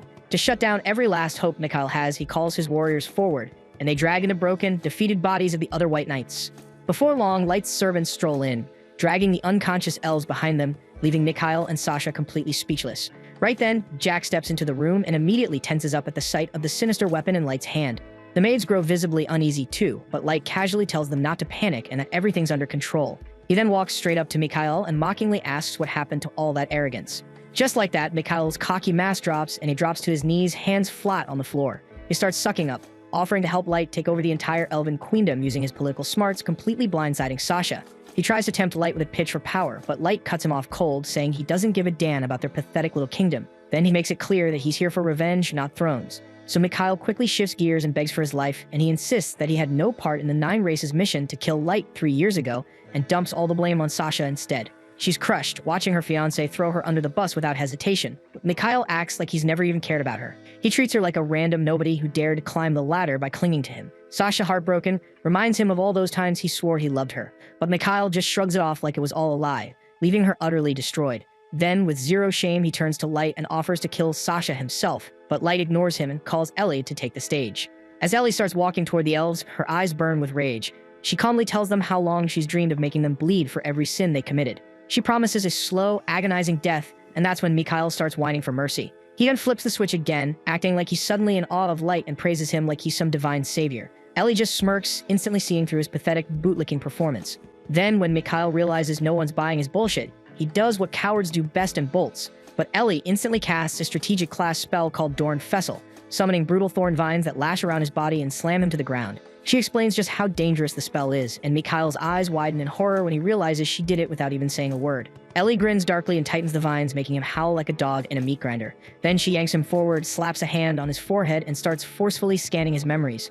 Mikhail panics and begs her to stop, but she fries his brain like scrambled eggs while ripping out every last bit of information. Watching Mikhail write in agony, Sasha starts shaking with fear, so Light turns to her and coldly reminds her that she's next. Trembling, Sasha spins around for one final glance at her fallen allies before locking eyes with Light again. She tries to soften him, reminiscing about the time they spent together. She plays the role of a guardian, claiming she was always the one shielding him from the cruelty of their world. Then she tries to justify her actions, saying she was only trying to protect him from Garu's abuse, but Light cuts through her act without blinking. He calmly reminds her of the smug tone she had and how much she enjoyed the idea of crushing a powerless human like him. As Light calls out her fake sincerity, Sasha scrambles for a new excuse, blaming everything on Drago and claiming she was just following orders. She tries to convince Light that the suffering he endured in the abyss wasn't really her fault. Reaching even further, she brings up the past, reminding him that he once had feelings for her. She even offers to be his intimate partner now if he just lets her live. Suddenly, Oyuki storms in, furious that Sasha would dare try seducing her master like he's some pathetic, desperate creep. With venom in her voice, she threatens to feed Sasha to her monsters and bring her back just to make her suffer again and again for daring to disrespect Light. But before she can act, Light calmly tells her to stand down. Oyuki takes a breath, then steps back in obedience. Light shifts his gaze back to Sasha, his voice sharp. He tells her that no matter what lies she spins, his goal is the same. He'll uncover the truth behind their world and unlock the full potential of his power. Until that day comes, she can rot away in the abyss, chained to Garu, left to share his miserable end. As he turns to leave, Sasha desperately calls out one last time, but Light responds by firing an arrow straight into her leg, giving her a taste of the same pain she once gave him. Then, without another word, he instructs Mera to finish things, so Mera's beasts happily devour her wholly. Choking back panic, Sasha blurts out that all she ever wanted was to find her own happiness. But Light doesn't even blink, and he coldly wonders how someone could chase happiness by torturing and humiliating others. With that, Sasha's fate is sealed, and Mera clamps down and rips her apart without mercy. But as soon as it's done, Light stumbles, drained from using the cursed weapon. His body starts to break down under its strain. Before it destroys him completely, he activates his soul seal once more, barely managing to subdue its raging power. A while later, the maids gently carry him back to the abyss so he can recover. Outside the room, Nizuna turns to Ellie, asking if Light's gonna make it. Ellie hesitates, admitting she doesn't really know. That makes Nizuna question how their master ended up this badly hurt in the first place, so Ellie starts explaining that despite grinding his gocha nonstop for 3 straight years in the abyss's thick mana, Light only managed to pull one ultra-rare weapon, the Genesis Gungnir. She and Mei tried everything to unlock its full potential, but the damn thing was way too unstable, even for them.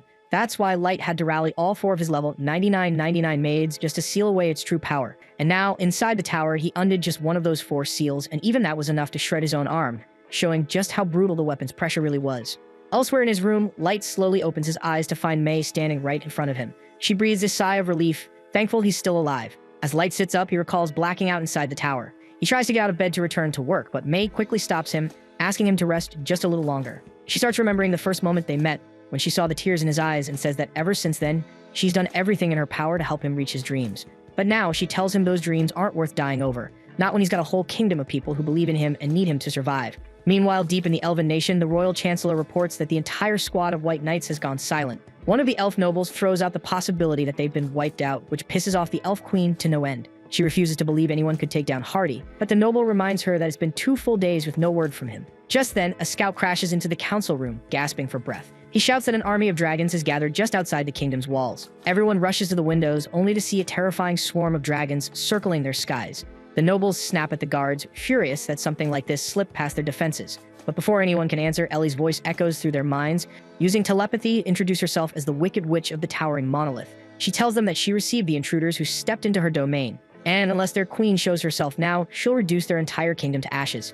And to make her point, Ellie orders her dragons to rain down fireballs outside the city, setting the nearby forest ablaze and turning it into a hellish inferno, leaving everyone in the court frozen in fear. Then Ellie gives them just 3 minutes to bring out their ruler, and she descends from the sky and lands smack in the center of the Elven Palace garden, where she's instantly surrounded by every royal guard on the premises. But just before things can erupt into a fight, the Elf Queen herself appears before Ellie and formally introduces herself as Lif. She coldly tells Ellie that she won't tolerate her insolence and commands her to leave the Elven Nation immediately. But Ellie calmly fires back, reminding her that it was the Queen's own White Knights who disrespected her first by storming into her tower uninvited. At that, the queen stiffens and demands to know what became of them. Ellie ignores the question and instead turns it around, asking why the queen sent her knights in the first place. She accuses her of trying to ransack her sacred relics. The queen explodes with fury, shouting that her noble race would never stoop to such disgraceful crimes.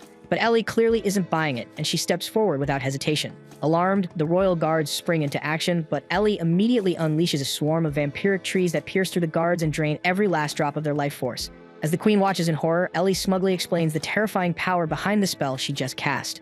Panicking, the queen bolts and tries to escape, but Ellie lashes out her vines and drags her right back. With the brambles wrapped around her, Ellie slaps a hand on her head and begins a brutal scan of her memories to check if she's telling the truth. After digging deep, Ellie confirms that the queen wasn't lying about the knights, but her expression darkens as she uncovers wave after wave of elitist, racist ideology buried inside her mind. Furious, Ellie demands the immediate release of every enslaved human still trapped within the queendom. Then she issues a chilling decree. The elves are never to enslave another soul again or face total annihilation. With that, she leaves the queen shattered and stunned. At the same time, in the Abyss, May brings Light up to speed on their success liberating humans from the surrounding nations. She adds that the Mohawk crew is doing their best, but they're struggling to support the sudden influx of rescued people. Light rises from his seat, ready to help, but May gently urges him to take it easy. Light brushes her concern aside, assuring her that he's more than capable. Moments later, he appears in the main hall and greets the other three maids waiting for him. After that, Light heads to the human settlement near the base of the tower, where the Mohawk gang is hard at work, trying to get everyone settled. Watching over the peaceful scene, Light listens as his maids explain how they've been working non-stop to transform the area into a thriving, self-reliant city. Eventually, Light admits that after learning the truth about their world, he wasn't sure what his next step would be. But now, he feels certain he wants to protect this world, no matter how twisted it might seem, because there's still kindness and beauty left in it. Still, he knows that eliminating prejudice and hatred won't be easy. Light quietly wonders if his vision is too ambitious, but his maids quickly reassure him that they'll stand by him through it all. Surrounded by people he can trust, Light feels ready to face whatever comes next. This was the final episode. Subscribe for more anime recaps.